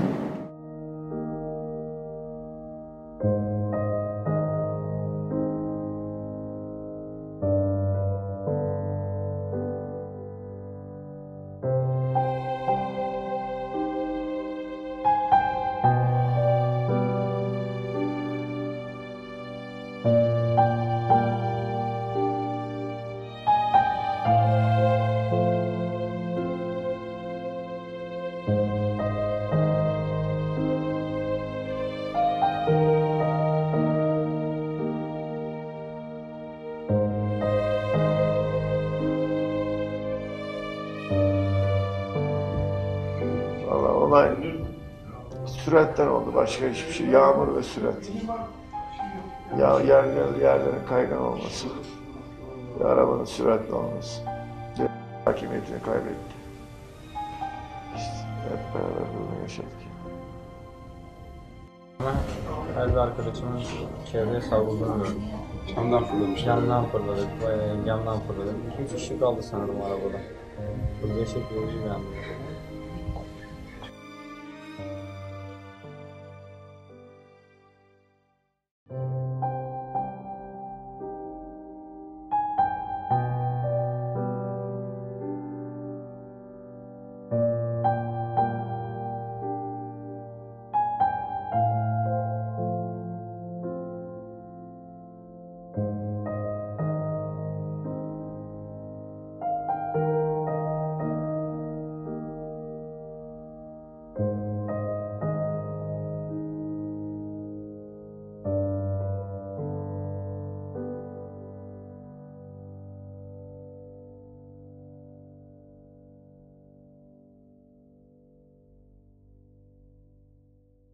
Maddi sorunlar yaşamaya başladı Sakaryaspor. Ondan sonra çöküş yavaş yavaş başladı ve hızlandı. Tuncer abinin de o zamanlar biraz herhalde ticaretten sıkışıklığı var. Para ödenmiyor kulüpte. Ama abiler de ağır abi takımdaki. Nasıl paramızı vermez, nasıl şöyle olur işte bizim niye Tuncer abi aramıyor bizi şudur budur. Devamlı konuşuyorlar. Maça çıkacağız o statta. Hazırlığımızı yaptık. İşte 5 dakika sonra hadi beyler diyecekler, biz de çıkacağız sahaya. Abi kapı bir açıldı. Tuncer abi omuzunda paltoyla içeri girdi ağırca. Tuncer abi yoruldu. Burada bir Rize maçı kayboldu. Bak bizim hep Rize talihsizliğimiz vardır. 2-1 yenildik burada. Tuncer Tepe gibi kişiye istifa diye bağırdılar. Beyler dedi, sizin dedi transfer paranızı ödeyecek kadar benim her zaman dedi cep açtığım olur dedi. Var mı problem dedi. Hiç ses yok. Haydi başarılar dedi, çıktı dışarıya. Tuncer abi de kızdı. Hadi bıraktım dedi. Sonra Aydın Zengin'le ben, hiç unutmuyorum, biz bir ekip yaptık. Yani biz tekrar talip olacağız. Ama Tuncer abi üye, o zaman zaten kongre falan, çift adaylı falan müthiş oluyordu. Kongrede bir gecede 300 tane üye fazla yapılınca biz ertesi gün seçime girdik, kaybettik. Kulağı açılmasın, avukat Hilmi Yıldırım'a kaldı. Hilmi Yıldırım'ın da avukatıydı işte Tuncer abinin. Ben ona dedim abi ya ben bu işte anlamam diyordu. Ya abi ne işin var girme falan diyorum ama girdi avukat olduğu için. O kazandı ama mücadele etti takım. Çok iyi takım vardı. İlk yarı Sakaryaspor artık ligden düştü. O kadar fark yedik yani. Gözüyle bakılırken bir Alman hoca geldi. O arada ben de tabii bayağı hazır duruma geldim. Ve biz ikinci yarı kamplarında çok iyi çalıştık. Ve hoca ile beraber takımdaki diriliş sahaya yansımaya başladı. Ve ikinci yarıda oynadığımız maçlarla zaten bizim seyircimiz de o zaman hemen cevap verdi bizim bu mücadelemize. Stat full. Ve Türkiye Kupası'nda takım yarı finale kadar geldi. Yarı finalde Bursa'da 1-0 yenildik. Yani Türkiye Kupası'nı neredeyse final yapacağız. O kalitede bir takım. Lig maçında da son maç Bursaspor'la bizim. Tabii bir karar çıkarttılar bir yıl önce. Kupayı alan ligde kalıyor. Biz küme düştük doğal olarak. Bursaspor, biz Bursaspor'u yenersek Bursaspor da düşüyor. Bu sefer Rize, Kocaeli çekişiyor. İkisinden birisi kurtaracak. Rize, biz yenersek Rize ile Kocaeli ikisi bir kurtarıyor. Neden? Kupayı aldığı için Bursaspor düşmüş oluyor. Maçın 17-18. dakikası Özcan abi şut attı. Kaleci Eser. İnanın ikinci yarıdaki oynadığımız futbol, aldığımız skorlar, puan sistemi bugünün 3 puanlı sistemi olsaydı biz orta sıraların üzerinde bitirebilirdik. Önüme tokatladı topu. 6 pas. Çok şanslıydık biz o dönemde. Bütün maçlarımız A takım. Yani deplasmana Sakaryaspor kimle oynuyorsa biz aynı şekilde işte atıyorum Fenerbahçe ile oynuyor. Fenerbahçe maçından önce biz oynuyorduk. Ben tabii attım golü. Ondan sonra bizim abilerimiz tabii niye attın diye fırça atıyor. Yani hani berabere bitecekti ilk kere. En son 3-2 yendik. Tabii Bursaspor küme düştü. Kupayı aldığı için de ligde devam etti. Erkal Etçioğlu ve ben meclise girdim. Ben Erkal'da belediye başkanı olmuştu. O zaman biz yeni bir ekip yaptık. Tuncer abi o zaman belediye varsa o zaman ki kolay kolay vermezdi ya kimse takımı. Varsa tamam dedi. Kongreye dahi gelmedi gerçi ama bir çiçek falan gönderdi. Erkal'la biz takımı aldık. Hatırlıyorum küme düşmesi aşağı yukarı kesinleşmişti takımın. 2 maç kalmıştı. Ben oldum, kulüp başkanı oldum. Ben belediye başkanı oldum. Tabii belediye başkanı olması bu işin içinde çok önemli ya. Çok önemli. Yani futbolu seven bir belediye başkanı. Erkal Etçioğlu belediye başkanımız o zamanki takıma el attı. Hatta Sabri abi, Sabri Küçük bana çok kalmamı telkin etti. Ben işte döndüm, Kocaelispor'a döndüm. Ceyhun, ben ve Tavşan Mustafa ile beraber. Necdet abi gelmişti. Ben de gitmiştim orada transfer konuşması için ama bir sene önceden bazı güzel olmayan şeyler yaşamıştım. Onun için kalamadım. Keşke kalsaydım derim. Yani pişmanlıklarımdan da biri de budur. Tabii transferi biz hazır bir takım bulduk. O hazır takımın üzerine takviye yaptık. Ama hazır takımında Tuncer abiden gelen bir şeydi, Tuncer Başkan'dan. Konya çekişmiş. Ne maçlardı onlar? Onu herkes hatırlar yani. Herkes hatırlamaz da. O maçlarda biz yaşadık. Ölüm korkusu da her şeyi yaşadık yani. Konya'ya gittik. Konya'ya gittiğimiz zaman çok fark da vardı aslında. Ama Konya bizi yenerse bayağı fark kapanacak. Onlar çok bastırıyorlar. Burada biz şeyle oynadık. Üsküdar Anadolu ile oynamıştık. 2-0 yendik. Konyaspor'un da Tarsus İtmanyur'la son maçı vardı. Konya ile çekiştiğimiz sene Konya'nın bir mağlubiyeti vardı. O da biz yendik 1-0 ve golü ben atmıştım. Kafayla da çok gol atabilen bir adam değilim ama tesadüfen öyle kafaya çıktı, gol oldu. Biz birdenbire 2-0 öne geçtik Konya'da. Konya seyircisi böyle kaldı. Böyle kaldı. 2-0 öne geçtik. Ki her şey yapılmıştı mağlup olmamız için. Bizi daha Konya'ya 100 kilometre kala aldı. Bizi de götürdüler, bizi bile bilmiyoruz takım olarak. Bizi bir yere götürdüler ama biz nereye gittiğimizi bilmiyoruz. Biz sizi maçta götüreceğiz dediler sadece. İnanın vallahi bilmiyoruz. Bir ormanlara bir yere bizi kaçırdılar. Yani Öyle tehlikeli günler yaşadık orada biz. Ama Allah yardım etti. 2-2 beraber kaldık. Açtırmadık, kapattırmadık yani şeyi. Yoksa giderdik, şampiyonluk giderdik. Avaraj sistemi konuşuyordu artık yani. Onların 7-0 yenmeleri lazım. Bizim 2-0 ve 3-0 yenmemiz gibi bir skorla ancak şampiyonluğu olarak bitirmemiz gerekiyordu. Osimhen genel kaptan. Necdet İş'in gelmesi, Necdet abi 3. şey oluyor artık, düşün yani. Konya ile olan şampiyonluk senesinde avarajlı şampiyon olduk. Yani bize Allah yardım etti. Bir de Sakarya bir araya gelip hakikaten şey yaptı. Sonra transfer yaptık işte. Kemal Yıldırım'ın bir takım futbolcuları aldık onun üzerine. Sonra Fikret abiyi başkan yaptık biz. Bana özel telefon etti o zaman. Başkan artık kulübü bırak belediyeye bak şeklinde. Onun için Erkal Etçioğlu'nun o gösterdiği basiret, gösterdiği fedakarlık ve hatta siyasi parti içinde çekişmeden bile galebe çalacak kadar mücadele etmesi bizi tekrar şampiyon yaptı. Haberleşme ortamı yok. Orada her şey kesilmiş. Averajdayız. Mehmet Keçeciler o zaman devlet bakanı, Anavatan Partisi Özal iktidarda. Konya iktidarın en güçlü şehirlerinden birisi. Burada da Erkal Etçioğlu belediye başkanı, aynı zamanda Sakaryaspor başkanı. O zaman yasak değildi, kulüp başkanlarıyla belediye başkanları aynı olabiliyordu. Ama tabii bizim orada adamların bakanları var. 15 tane milletvekili var, bizim 3 tane milletvekilimiz var filan. Yani böyle bir şey. Kulağımıza tabii çoğu belki abartı şehir efsanesi, şöyle olmuş, böyle gitmiş.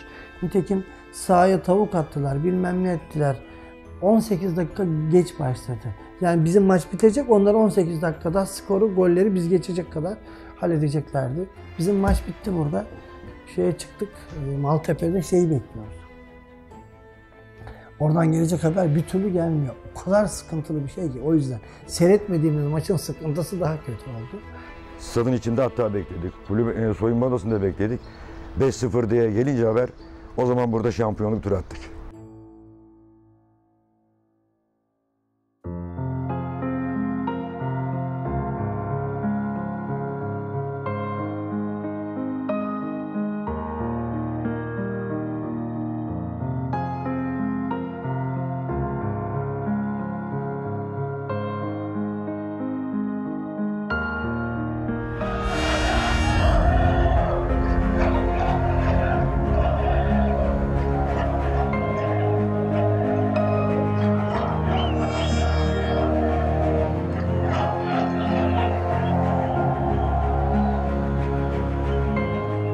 En mutlu günüm 22 seneyi doldurmaktı. 22 senedir genç arkadaşlara bıraktık. Genç arkadaşlar bugün bizden daha iyi duruma getireceklerdir. Şahsen bu bakımdan çok memnunum. Bu ileri yaşta olmama rağmen bu sene Sakaryaspor'un şampiyon olmasını görmek beni en mutlu eden hadiselerden biridir.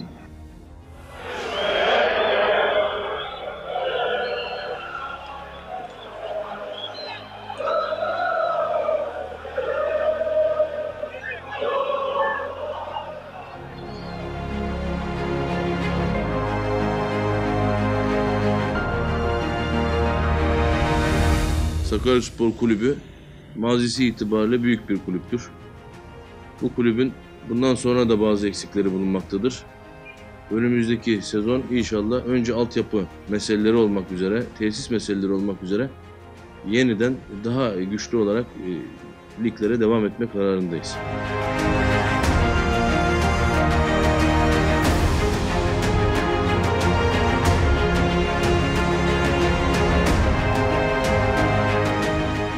Sakaryaspor, başka büyük yok. Şampiyon Sakaryaspor, başka büyük yok. Takımımızı gerek sahada gerek deplasmanda her zaman destekledik. En büyük Sakarya, başka büyük yok. Oynadık, şampiyon olduk, mutluyuz, gururluyuz. Yeşil, siyah, en büyük Sakarya. Biz şampiyonluğa alışmış bir takımın, şampiyonluğa alışmış bir taraftarlarıyız.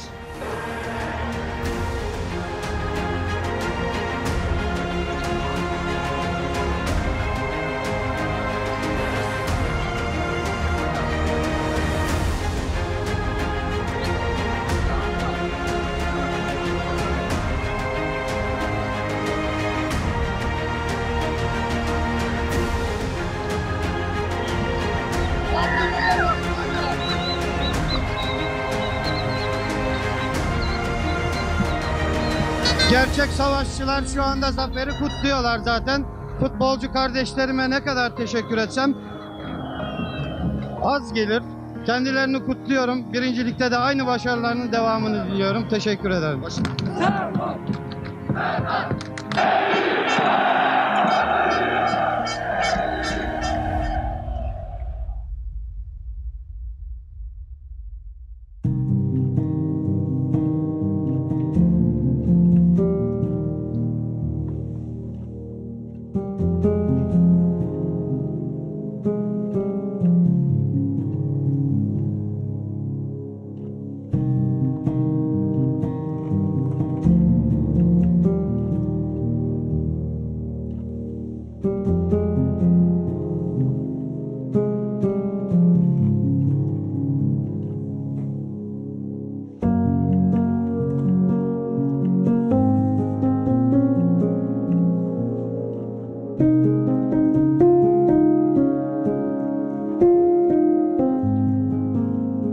Vali tarafındaki kısım boştu. Duhuliye örneği. Bileti alan oraya girip ayakta maç seyrediyordu. Zamanın valisi rahmetli Hayri Kozakçıoğlu Erdoğan ne yapabiliriz dedi. Dedim Sayın Valim, bu yatırım programını alırsa 2-3 sene, en azından 4 sene sürer dedim. Bunu dedim acil olarak yapmamız lazım. Sakaryaspor 1. Lig'de çok da iyi 15.000 kişi, 20.000 kişi oynuyor maçlarına. Fenerbahçe geliyor, Galatasaray geliyor. Stadın içindeki seyirci kadar dışarıda seyirci kalıyor. Şampiyon olduk 2. Lig'de. Lige çıktık. Yanlış kalmadıysa zihnimde bir tek yani ana transfer olarak Kemal abi geldi takıma. Kemal Yıldırım geldi. Oturmuş bir takım vardı. Aslında ilk geldiğim 84 yılındaki takımdan sonra yavaş yavaş 2. lige düştükten sonraki süreç, 2. lig süreci, yavaş yavaş düşme süreci ve düştükten sonraki süreçte ayrılmalar oldu. İşte Ceyhun abiler, Ömer abiler, Fuat abiler yavaş yavaş Yenal abiler ayrıldılar.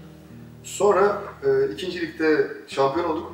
Şampiyon olduktan sonra lige çıktık. Lige çıkarken hem hoca değişikliği oldu, yanlış zihnimde kalmadıysa yine, umarım zihnim yanıltmaz beni.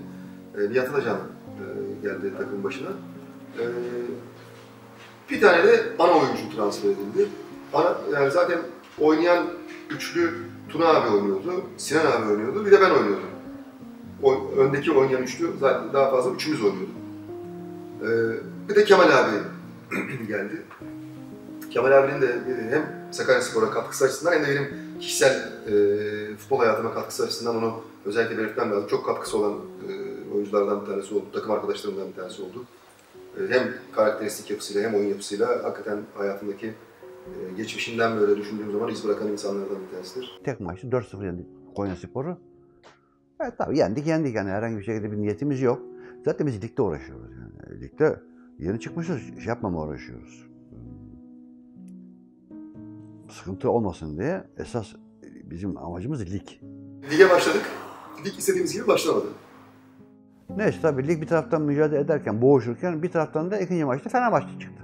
Ligden kopunca biraz hem lig hem kupa nasıl gidere doğru döndü takım ki bir adım sonra tamamen kupaya döndü takım. Galatasaray mağlubiyeti ligden ayrıldık. Konyaspor'u yenmiştik. Sonra Fenerbahçe ile eşleştik. Fenerbahçe'nin sıkıntılı dönemiydi. İstanbul'a deplasmana gittik ilk maça. İnanılmaz bir yağmur altında oynanan maçtı. Akyazı Akbalık'taki güreş sahası için bir 15 milyon lira ayırdım dedi. O zamanın parası. Çok büyük para. Sen dedi ne kadar çıkarsın bütçende? Efendim dedim bana sem sahalarından gelen dedim. Bir 10-15 milyon lira var dedim. Oranın muammen bedeli 125 milyon lira. Biz 20-25 milyon lira işe soyunduk. O tribünleri parça yaparak bir buçuk sene içinde tamamladık. Baktık 1-0, 2-0. O Fenerbahçe seyircisi falan zaten çok az seyirci vardı. Gitmeye başladı. 3-0. Daha maçın ilk 20-25. dakikası içinde 3-0 olmuştu maç. Ondan sonra 5-1'e gitti maç. İlk maçı orada oynadık. İkinci maç Beşiktaş. Fenerbahçe geçtik. İkinci maç Beşiktaş. Ulan dedik, burada olmaz. Tarihi maç. Çarşamba günü oynanıyor, burada oynanıyor. İlk maç burada, ikinci maç şeyde. İstanbul'a gideceğiz. Yani dedik tamam Fenerbahçe yendik ama biz genel lige bakalım falan. Yani maçın ikinci yarısının belli bir döneminde biz artık üstün oynuyoruz ve Beşiktaş bize saldırmaya başlıyorlar. Ben de defans oynuyorum. Stoper dediğimiz mevkide oynuyorum. Turan'la bizim Beşiktaşlı Metin hava topuna çıktılar. Hava topundan Turan tabii her zaman gibi güçlüydü. Vurdu topa. Fakat vururken de Metin'le havada çarpıştıklarını zannediyorum. Bir geldi, ben bir vurdum, topla karışık. Metin'in kafasına vurmuşum. Zaten sonra çıkarttılar, sonra hastaneye götürdüler. İşte bir 12 santim bir çatlak var dediler ama ölme riski çok yüksekti. Genç topçumuz, kaptanımız Sakarya'dandı. Ne bileyim o kadar baktığın zaman kalede Fuat emindir, coşkundur. Coşkun abi gibi adam varken mesela bizim Oğuz Çetin'in kaptan olması Sakarya için hakikaten o günler için bir övünç kaynağıydı. Yani benim bir şansım vardı Oğuz gibi adamla. Çünkü ben de orta saha oynuyordum. Oynamam Türkiye için öyle bir kaliteli bir orta saha oyuncusu olduğunu. Yani beraber oynadığımızda orada görünüyordu, hissediyordum ama bazen antrenmanlarda antrenörler de haklı olarak kızıyordu. Çünkü anlık onu bakarak hareketlerine kendimi unutuyordum antrenmanda. Yine Aykut Kocaman'ın o Düzce maçında olduğu gibi inanılmaz güzel bir ortasına yapmış olduğum kötü bir vuruşu hatırlıyorum. Vuramadım heyecandan. Kendimi kaybettiğim için ve inanılmaz bir gol kaçırdım. Ondan sonraki gelen seslerden sonra zaten kendimi kaybettim. Maçtan sonra da kazandık maçı Turan Sofoğlu'nun attığı gollerle. 3-2 kazandık o gün maçı. Çok özel bir gündü benim için ama çok da kötü bir gündü. Çünkü işimi iyi yapamamıştım sahada. İlk maçın vermiş olduğu heyecanla.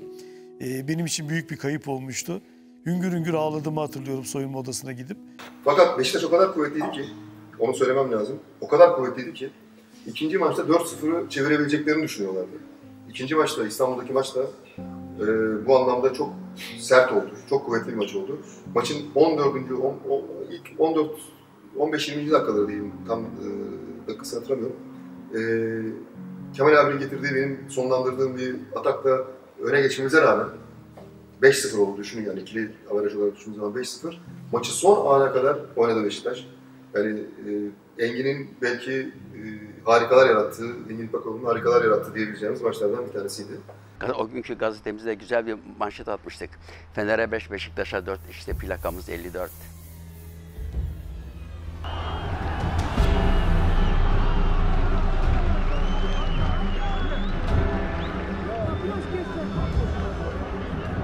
Hava kendi kaçsın diye. 5-1 biten maç. Bizim gözümüzde 4-1 aslında da 5-1 bitti. O maç yani burada oynadığım sürede en iyi, yani en akılda kalan maçtı benim için. O maçta da gol de attım ben. Yani gerçek Sakaryasporlu olduk o gün. Benim unutamadığım buradaki maç yakın zamanlarda 2011'de ezeli rakibimizle oynadığımız bir Kocaelispor maçı var. Biz 1-0 öne geçtik. İşte sonra 2-0 falan oldu. 2-1 oldu. Yanlış hatırlamıyorsam. Sonra 3-1 oldu. Sonra tribünden bir hareketlenmeler oluyor. İşte bir şeyler istiyorlar falan taraftar. Ben de çok anlamıyorum. Sonra ne olduğunu anladım tabii ki onun. İşte plaka falan diyorlarmış. Ben de kulübedekilere soruyorum ne demek bu plaka falan. İşte aklıma gelmiyor doğrusu. İşte 41 olacak mı? 4-1 olursa 41 olacakmış falan. Sonra 4-1 oldu maç. Yani büyük bir sevinç var işte taraftarlarda. Kocaeli sporlu taraftarlar var. Onlara takılıyorlar. Sonra ben artık maçı da hani kazanmış gibiyiz. Kulübeye döndüm, bir değişiklik yapmak istiyorum. Oyuncumla konuşuyorum o arada. Derken bir şeyler oldu. Yani bir baktım santra yapıyorlar. Maçı sürekli takip ediyordum. Kısa kısa videolar çekiyordum tribünden. Bir an rakip tribünden yedek kulübesine işaret yapıldığını gördüm. Yani kendi kalesine gol atma yönünde. Daha doğrusu öyle yorumladım ben de. Kameramı alıp bir şekilde temsilciden, Futbol Federasyonu temsilcisinden izin alarak koşarak maç oynanırken saha içine girdim. Kamerayı kayda girdikten sonra arkadaşlarıma söyledim. Birazdan kendi kalelerine gol atacaklar dedim. İnanmadılar. O maçta bu statta olduğum için kendimi çok şanslı hissediyorum. Ezeli rakibimizin plakayı bozmak adına kendi kalesine gol atması yani alışılmadık bir olaydı. Güzel olan şey 4-1 iken arkadaşlarla sahada işte kaleye gitmeyin, 4-1 kalsın diye şey yapıyorduk. Futbolcular da duydu, rakip futbolcular bilerek kendi kalelerine attılar. Bizim mesela ben Şekermahalle'de büyüdüm. Şekermahallesi'nin bu açık tribün anıları çok yüksektir. Hep açık tribün, Şekermahalle tribün diye geçerdi. Bizim burada belki mahallede 15 gün görmediğimiz dostlarımız, abilerimizle birlikte statta denk gelirdik. Hep herkesin bir yeri vardı. Mükemmel bir saha. Yani böyle hani insanın içine sığmaz. Bir an önce gelsen de burada antrenman yapsak, maça çıksak bu seyirci önünde. Sahanın ortasında bir tane çim traktörü vardı. Çim biçme traktörü ve yanında eğilmiş bir çalışan vardı. Turan'la dedi gel dedi yürüyelim dedi. Gittik. Benim dedi altyapı hocam Ekrem Karaberber dedi. Şaşırdım. Bir an dondum kaldım. Ekrem hocam Allah rahmet eylesin. Mekanı cennet olsun. Tek tek ellerinle stadyumun çiminlerin arasındaki ayrık otlarını temizliyordu. 4-1 maçı aldık ve 21.000 o günkü şartlarda bak kaç sene önce 21.000 bilet sattık biz. O günkü Sakaryaspor'da, Süper Lig'de oynayan Sakaryaspor'da 6-7 tane Sakaryaspor'dan oyuncu var A takımda. Milli takımın 7 tanesi, 8 tanesi Sakaryalı arkadaşlar. Bak Konyaspor'la maç oynuyoruz. Rakibimiz içeride 1-0 yendik o maçta. Evet, 0'lık maç. Golü de ben atmıştım. Şimdi ben söyle ağzımdan aldın. Şimdi o maçta biz de hesapla sert oynayacağız. İsa vardı orada, kaptan İsa. Evet. O da bana demişti işte maçtan önce Allah rahmet eylesin Necdet abi. Bunlar işte böyle bir giydirmen lazım falan filan. O bir türlü denk getiremiyoruz, vuramıyoruz falan. Böyle 78-80 falan göz göze geldik Necdet abiyle. Ne ayaksın dedi, hani dedi. Hadi derdi. Hani ne ayaksın, vuramadın. Ya ben o gazla şeye bir yapıştırdım. Şeye indi bu. Şeye indi. Nedir? İşte. Öyle bir vurdum ki. Dedim Allah herhalde kırmızı kart göreceğiz. Bakamıyorum bir de tamam mı? Sarı kart gösterdi. Necdet abinin Allah rahmet eylesin. Oğlum bu kadar da yap demedik yani. Şimdi takımlar gidiyor. Bir taraftan Galatasaray gidiyor. Bir taraftan Sakaryaspor gidiyor. Galatasaray Ankaragücü. Öbür tarafta burada Samsun, Sakarya var. Bir de arada bir şey var. Zonguldak var. Kupaydı hedef. Kupaya doğru odaklandık. Ve ilk maç 5-0 oldu. Turu ve finali hemen hemen aldık artık seni yani. %99 diyebileceğim şekilde. Samsun Spor Galatasaray eledi mi? Kaldı Samsun. Ulan dedi bu Allah Allah. Bütün herkes tabii bütün bizim hedefimiz kupayı oldu. Kafa takmıyor Samsun'da. Kemal, Aykut, Sinan ve Oğuz şut pozisyonu. Gol! Oğuz'un golüyle Sakaryaspor 31. dakikada 1-0 öne geçiyor. Gol Oğuz.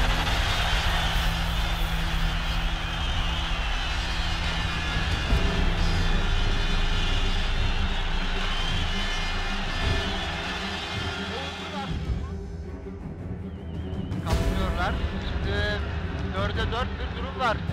Sinan koşuyor, gol pozisyonunda şut ve gol. Şut ve gol.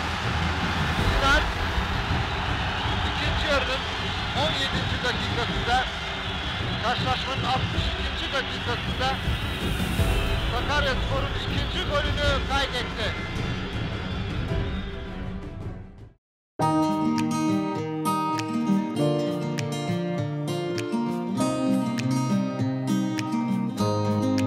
Geldiğimiz Yugoslavya, eski Yugoslavya'na geldiğimiz için ilk baştan stadı gösterdiler. Şöyle söyleyebilirim, o zaman tabii ki Yugoslavya'da çok güzel statlar vardı, çok güzel imkanlar vardı ama buraya geldiğimiz zaman da, Türkiye'de ilk geldiğimiz zaman da böyle bir stat olduğunu tahmin etmiyorduk daha doğrusu. Buraya geldik ve Fatih'le çok mest olduk, çok sevindik. Çok güzel bir stat. Özellikle çim o zaman çok güzeldi. Ben evde çok etekle yattım biliyor musun? Etekle. Rahmetli Recep abi vardı biliyorsun. Altay'a bir gol attım kornerden. O tabii şey oldu. Türkiye Ligi'nin 3000. golü olmuş ama yani ben vurdum, birisi ayağını açtı. Öyle top direkt kaleye girdi. Yamuk Recep. Sağ toprak çizgilere sönmemiş. Kireç atıyor. Yağmur yağıyor. Bu bilekler vıcık vıcık böyle. Benim için en önemlisi Sakaryaspor altyapısında Ekrem Karaberber'in bize burada beynelmilel FIFA Board kurallarını öğretmesi olmuştu. Kapanmasını, koltukların yapılmasını hepsini biliyorum. Giremediğimiz zaman son 15 dakikayı beklerdik, kapılar açılırdı, girerdik. Karşıda bir su kuyusu vardı, onun üstüne çıkıp bakmaya çalışırdık. Hemen yan tarafta bir su kulesi vardır. Hatırlar mısınız? Çaylık Mescidi'nin köşesinde, stadın böyle 10 metre falan kenarında. Biz o su kulesinin merdivenlerinden çok maç seyrettik mesela. Ersin yaptı 96'dan sonra bakan olunca. Işıklandırmayı yaptı. İki tarafında türbününü kapattı ilaveten. Bu türbünler betondu. Biz buralara maça gelirken herkes ya minder getirdi ya karton mukavva getirdi maç seyredeceği zaman. Koltuklar ilk benim dönemim zamanında oldu. Türbünün kapatılması benim zamanımda oldu. Ve aydınlanmanın gece maçı oynanması ile ilgili aydınlanma işlerinin yapılması yine benim zamanımda oldu. Her anını dolu dolu yaşamaya çalıştık. Normal hayatımızda da stadın üstü kapanırken ya da ışıklandırmalar yapılırken her devresini yaşamak istedik. Bu hayata belki biz burada atıldık, bu tribünde atıldık. İşte arkadaşlarımızla vakit geçirdik. Ama kavga ettik, ama bir çorbayı bölüştük, ama paramızı bölüştük. Hayatı bölüştük. Aramızdan ayrılanlar oldu. Ama her zaman onlar bizim kalbimizde.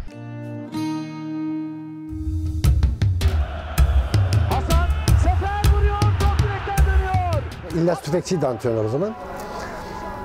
Şimdi maç toplantısına girmiştik.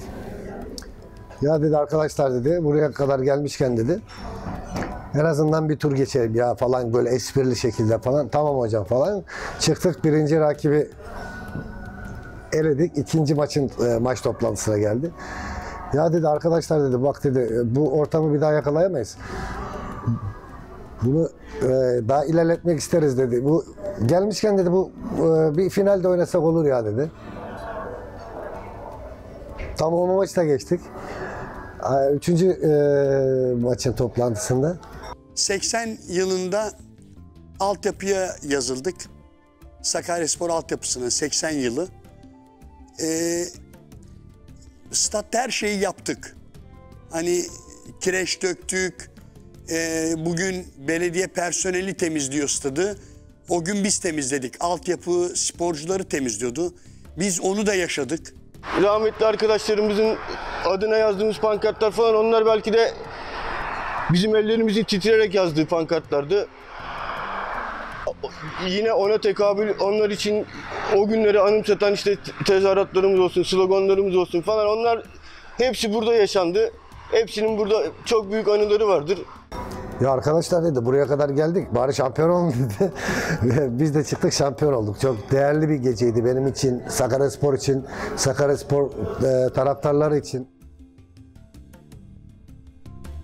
İmoçi'nin ortası, Hasan'ın kafa vuruşuyla Hasan gol atan futbolcu, Sakaryaspor birincilikte.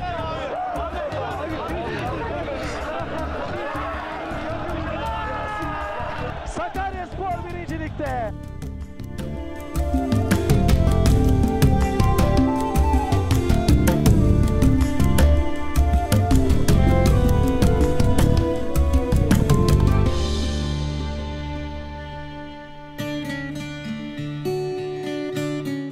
Her şampiyonluğun bir hikayesi var. Küme düştük. Yani çok üzüldüğümüz zamanlar da oldu burada. Bu stat gerçekten çok anıları kendisinde barındırıyor. Soyunma odasında zaten biz nefes alamazdık, hani Rambo Hasanların olduğu yerde duşa bile geç girerdik biz.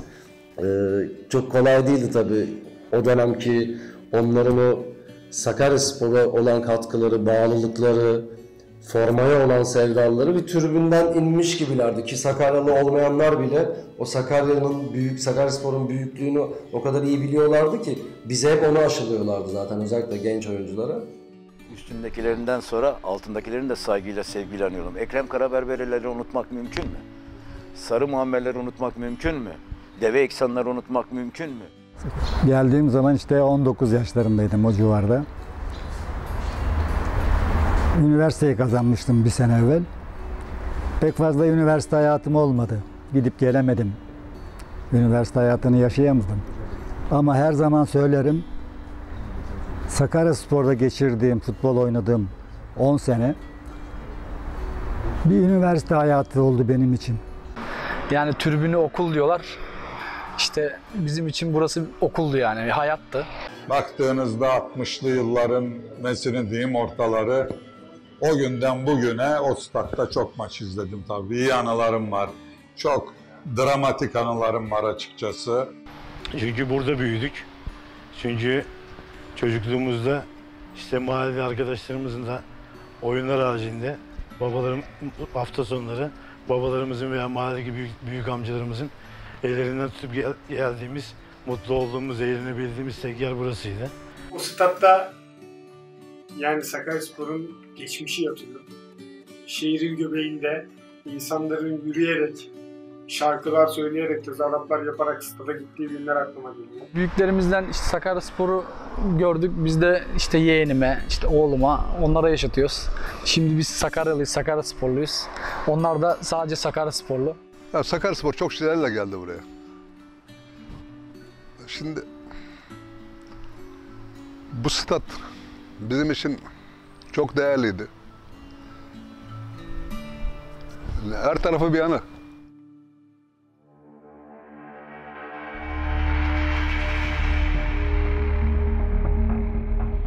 ...2013 yılında TOKİ'ye devredilip yerinin imara açılmasını açıkçası bu şehrin tarihi açısından çok hazmedemedim. Adapazarı'ndayken Sakaryaspor maçına denk geldim mi? Sakaryaspor orada oynuyor ama ben gelip burada Sakaryaspor'un maçını burada radyodan dinliyorum. Eğer orası TOKİ'nin yaptığı gibi yani 2013'teki planlama yapılsaydı orada bir planlama yapıldı. Bu teknik bir terim ama yani nedir? İşte emsal 2,5 aşmak serbest, yani konut yüksekliği serbest bir şekilde bir yapılaşmaya açılacaktı. Ve biz bunu mahkemeye götürdük ve bu mahkemeyi kazandık. Ayağım varmıyor yeni stada gitmeye. Belki çok da güzel olabilir, çok modern olabilir. İnsanların daha kalabalık bir arada olmasını sağlamış olabilir. Ama buradaki yaşadığımız duyguları, buradaki yaşadığımız atmosferi bu şehir içinde kalan ufak statta orada yaşanıldığına inanmıyorum. Mahkemeyi kazanınca orası imara açılamadı. Bu arada yeni stadyumun yapımı devam etti ve orasının mülkiyeti TOKİ'ye geçti. 2017 yılında bu defa TOKİ tekrar bizim o mahkeme kararına rağmen orada başka bir plan yaptı. Yine orayı imara açtı. Yeni stat yapıldı. Yeni stat yapılırken taraftara danışılmadı. Ya taraftar o stadın her şeyi. Normaldeki böyle bir stada karar verip yapılması çok zor bir şey Türkiye şartlarında. Yıkması çok kolay. Biz yine itiraz ettik. Bu sefer tabii TOKİ'nin yapmış olduğu plan yoğunluğu birazcık daha azalttı. Biraz yeşil alanı daha fazlalaştırdı. Bize neler kazandırır? Hiç kimse bunu düşünmeden lak geldiler bir müteahhit firmaya verip kocaman bir stat yapıp işte alın bu sizin yeni stadınız, en son teknolojiyle yapıldı. Eski stadı da bırakın. Nereye bırakalım onu da bilmiyoruz. Niye bıraktık onu da bilmiyoruz. Siyasi parti il başkanlarına da gittik o zaman. Kullandığı ifade aynen şu oldu. Ben de oranın açıkçası yeşil alan saha olarak kalmasını arzu ederim. Ama ben Adapazarı Belediye Meclis üyesiyken oranın devriyle ilgili imza attım. Dolayısıyla o imzama rağmen şu anda karşı durmam mümkün değil dedi. Yani aslında yapılanın yanlış olduğunu kabul etti. Ama o yanlışa geçmişte attığım imzadan dolayı karşı duramam dedi. Şimdi yanılmıyorsam bir tane firmaya satılmış. Ondan evvel TOKİ'ye verildi. Bir şeyler yapılacak dendi. Ne olduğunu da bilmiyoruz. Ne için verildi? Ne için elimizden alındı? Onu bilmiyoruz. Bir kere birisi çıkıp demedi ki arkadaşlar bu memlekette bu stadın olduğu yer lazım. Şunun için lazım. Feragat edin, verin stadı, biz size güzel bir yer gösterelim diyen birisi de çıkmadı. İzmir, Eskişehir, Bursa, Trabzon, Gaziantep, Adana, Mersin, Samsun ve Malatya'da yapılacak millet bahçeleri. Eski statların yerlerini millet bahçeleri haline çeviriyor. Dedim Cumhurbaşkanı işte o millet bahçesi, bu millet bahçesi dedim bizim stat ne olacak? Dedi ne olacak? Dedim stat gitti. Nasıl dedi gitti? Dedim stadı sattılar. Olmaz öyle şey dedi. Yaklaşmak üzere, girmek üzereyiz. O ara işte TOKİ başkanını aradı. İşte ondan sonra TOKİ başkanı dedi ya inşaat başlamak üzere orada. Dedim stadın üstüne gidelim. Geldik stadın üstüne helikopterle. Dedim bak inşaat falan yok aşağıda bir şey. Eski stadın yerini millet bahçesi yapıyoruz. Onu yıkmak kolay ama 10 sene sonra böyle bir şeyin esamesi geçmez. Burada böyle bir stat vardı. Yok abi böyle bir stat olmaz. Miting esasında hatırlarsanız Sayın Cumhurbaşkanımızın doğrudan bir talimatı oldu. İçinde bina olmayan, yeşil, ağaç, yürüyüş yolları, bisiklet yolları ve dinlenme alanları olan bir alan olarak düşünüyoruz.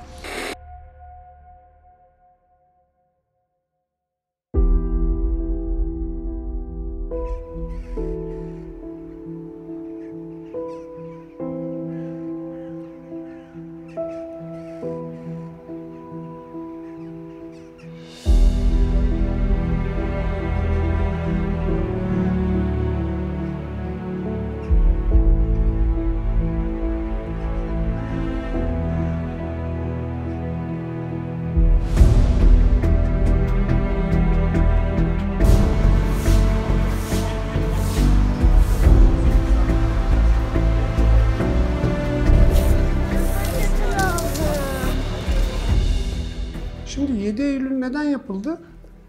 Bu stat şehrin hafızası. Binlerce insanın burada anıları var, hatıraları var, yaşadığı acı tatlı günler var. Şehre mal olmuş bir mekan burası. Millet bahçesi olmasına karar verildikten sonra buranın ruhaniyetine yakışır bir şekilde terk etmek gerekiyordu belki. Biraz o sebeple, biraz da genç kuşakların kendilerine bir anısı kalsın gelecekte diye böyle bir veda organizasyonu düzenlendi. Sosyal medya üzerinden yapılan çağrılara Sakarya halkı da karşılık verdi. Gerçekten beklediğimizin de üzerinde bir katılım oldu. İnsanlar oraya geldiler, tribünlerde son defa oturdular. Çocuklarıyla, eşleriyle, anne babalarıyla fotoğraf çekildiler, video kaydı yaptılar. Duygu ve düşüncelerini yazdılar tribünün taşlarına. Bence stadın ruhaniyetine yakışır bir veda oldu. Şimdi hani deriz ya nereden başlasak, nasıl bitirsek öyle bir yerdeyiz. Hayatımızın en anlamlı yerinden bir yerdi bizim için burası. Bugün veda ediyoruz buraya. Yani ilk minik maçımızdan tutun da işte en son A takım maçımıza kadar bu saha bize bütün güzellikleri yaşattı. En son burada Allah herkese uzun ömürler versin. 2. Lig'den 3. Lig'e veda bir maçımızda kalp krizi geçirdim burada. Buradaki sol taraftaki su deposunun üzerinden düşen Sakaryaspor taraftarını hiç unutmadık. Bu statta abilik, kardeşlik çok önemliydi bizim için. Abilerimiz de oldu, kardeşlerimiz de oldu, güzel günlerimiz oldu. Yanımdaki oğlum şu an 16 yaşında. O da şu an bu vedaya şahitlik ediyor, şahit oluyor. Bu da ayrı bir onur ve gurur verici bir şey. Yani Sakaryaspor sevgisi nesilden nesile aktarılacak çok güzel bir tutku ve sevgidir. Eski stadımızda da görev yaptığım için ve yeni stada geçtiğimiz için ve şu anda üzülüyoruz. Bütünlüğü öğretti bize. Güzel günlerimiz geçti. İyisiyle, kötüsüyle. Hani anlatsak burada sabaha kadar anlatırız. Keşke burada Engin kardeşimiz çocuğuyla buraya gelmiş. Keşke bizim yaşadıklarımızı bu statta çocuğuyla yaşasaydı yani. Ben sadece onu söyleyebilirim sana. Ben hiç değilse kendimi şanslı hissediyorum. Oğluma İzzet Dırı'nın burada maçımı. Aydın abinin zamanında Almanya'ya gittik kupaya, Frankfurt'ta. 30 bin seyirci oynadık. Bir tane gol attık diye bizim Türkler Almanlarla iddiaya girmişler. Biz size gol atacağız, Almanlar sizi yeneceğiz. Gol mi atamayacaksınız diye arabalarına, parasına iddiaya girmişler. Bana 4 tane araba getirdi otele. Abi al bu arabaları kazandık. Kemal Yıldırım bir gol attı Frankfurt'ta. 3-1 mağlubuz. Oğlum dedim ben bu arabaları ne yapayım? Bir gol büyük bir avantaj getirebilir Adapazarı'nda ve topu eziyoruz. Tekrar kontrol ediyor İlker ve penaltı. Evet penaltı. Bir anda İlker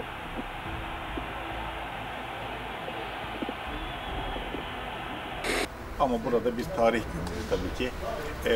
Hepimizin yaşadığı çok tatlı, acı anılarımız var. Şu anda maçın 86. dakikasındayız. Kemal vuruşunu yapıyor ve gol! Gol! Büyük bir avantaj değerli seyirciler. Bu gol bizim için Eintracht Frankfurt karşısında. Kemal tecrübeli futbolcu son derece soğukkanlı bir biçimde golü kaydediyor. Bu stadımızda 40 yıllık benim üzerimde bir hatırası var. Bu stada baktığım zaman her baktığımda tüylerim diken diken oluyor. 95 doğumluyum ama 10 kişiyle maç izlediğimi de hatırlıyorum. Bu stat bize çok farklı duygular, çok farklı anılar, çok farklı hatıralar bıraktı. Arkadaşlarımızla burada beraber büyüdük. Statla ilgili unutamadığım bir anı daha var. O 5-1'lik Kocaeli maçı. Biz bu şehri bu stat'tan sevdik. Çimentodan ve demirden yapılmış olan bu stadın bir ruhu var.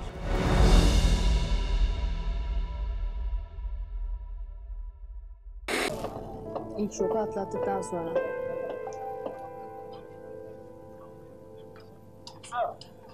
Sanıyorum depremden Birkaç hastane gezdik, hepsi yaralarla dolu. Kimi ölüyor. Çünkü göçük altında hakikaten 6 saat, 7 saat beton bloklar altında bekleyen insanlar büyük kan kaybına uğramış. Orada ceza bu. Nerede var? Ne orada? He, onu çıkaramadık. Bunu çıkarsaydı çıkmaz. Hadi. Teker teker çıkarsın. Sevgili izleyiciler, deprem Tüpraş'ta da bir patlamaya ve onun ardından yangına yol açtı. Aksamalar oldu. Depremden sonra birçok yerde yangın çıktı ve vatandaşlar doğalgaz sızıntılarına karşı uyarılıyorlar. Bu konuda bize de uyarı telefonları geliyor. Bize ulaşan resmi rakamlar bu depremde 286 kişinin ne yazık ki yaşamını yitirdiğini gösteriyor ve bu rakamlar yine Başbakan Bülent Ecevit'in de dediği gibi ne yazık ki dakika dakika artıyor. Evet, 286'ya... Korkunç görüntüler.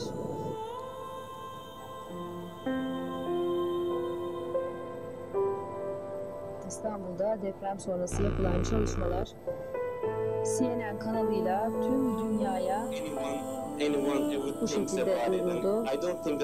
Görüntüler bu şekilde ulaştı sayın seyirciler. Derle ilgili Başbakanlık kriz masasından, kriz merkezinden yönetilen çalışmalar devam ediyor. Sağlık ve Bayındırlık Bakanlığı ekiplerinin bölgeye hareket ettiği bildiriliyor. Kızılay'ın Adapazarı için 2 seyyar...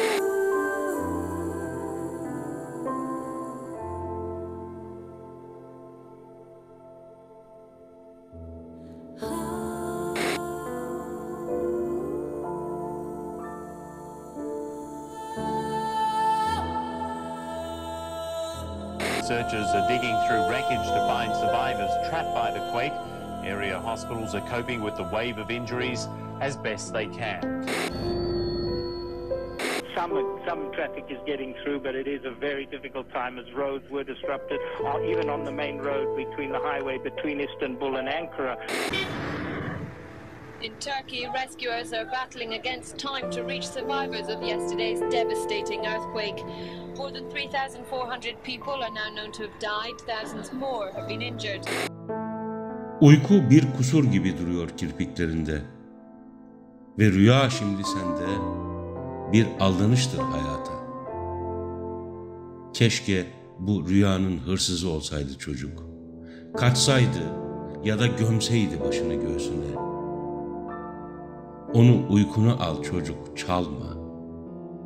Kalbinden başka mülkü olmayanların yoktur rüyadan başka paylaşacağı.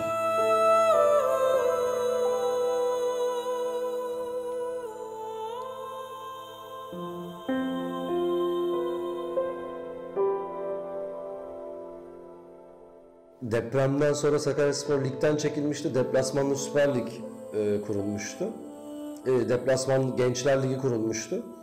Biz askerlerin arasında antrenman yapıyorduk o statta. Zemin inanılmaz bozulmuştu zaten. Hani o anlamda yardımdan dolayı helikopterlerin inmesi, askerlerin orada çadırı. Biz onların arasında antrenman yaptık o statta. Evim orada kirada oturuyordum. Burası yıkılınca depremde oradan kiralık ev tuttum stadın tam arka kısmında. Dediğim gibi orası bir nevi hastane oldu yani, evet. Şimdi belki klasik olacak ama benim için, ben ve benim jenerasyonum için biz altyapıydık. Jenerasyonumuz için bu depremden sonra yapılan büyük bir pankart vardı. Onun yapım aşaması olsun, atılışı olsun, o çok zahmetli ve bir o kadar da çok değerlidir benim için. Deprem oldu, depremde bu stat herkese ev sahipliği yaptı. Bütün kapılarını açtı, insanlar burada yattı, kalktı, tekrar küllerinden doğdu diyebilirim. Sakaryaspor sahasını kapattı, ligden çekildi. Ancak bu sahada Mısırlı ve Türk doktorlar el ele halka hizmet veriyor. Hastane olarak kullanıldı. Tabii zemin bozulmuştu. O sezonda Sakaryaspor ligden çekilmişti. Ertesi sezon 6-7 hafta yanılmıyorsam saha hazır olmadığı için Sakaryaspor maçlarını deplasmanda oynamıştı. Hatta ilk maç Eyüp'e gitmiştik. Değişik bir maçtı bizim için. Uzun süre sonra Sakaryaspor, bir sene aradan sonra, depremden sonra çok değişik duygulardı.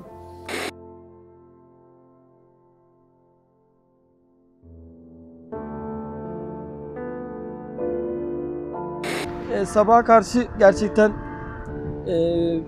şiddetini anlamıştık gelen haberlerle depremin. Ama deprem benim için 21 Ağustos'tur. Çünkü doğru düzgün ilk bağlantıyı 21 Ağustos'ta kurabilmiştim ailemle. İşte 3 tane kuzenimin vefat ettiğini, birçok arkadaşımız Cemil Ercan'ı kaybettiğimizi. Biz burada Fenerbahçe'yi, Beşiktaş'ı, efendime söyleyeyim Galatasaray yeri geldi dize getirdik. Kupalar aldık. Türkiye Kupası'nı kazandık. Zafer, Muzaffer ve İhsan Türe görüyorsunuz düdüğünü çalıyor. Eşlik kupayı hak eden, kazanan Sakaryaspor.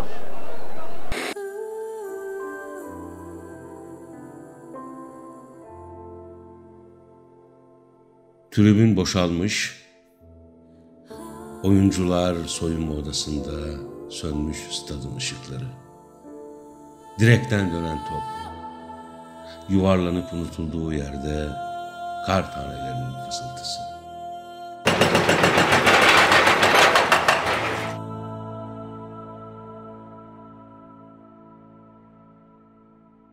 İki gözüm elveda.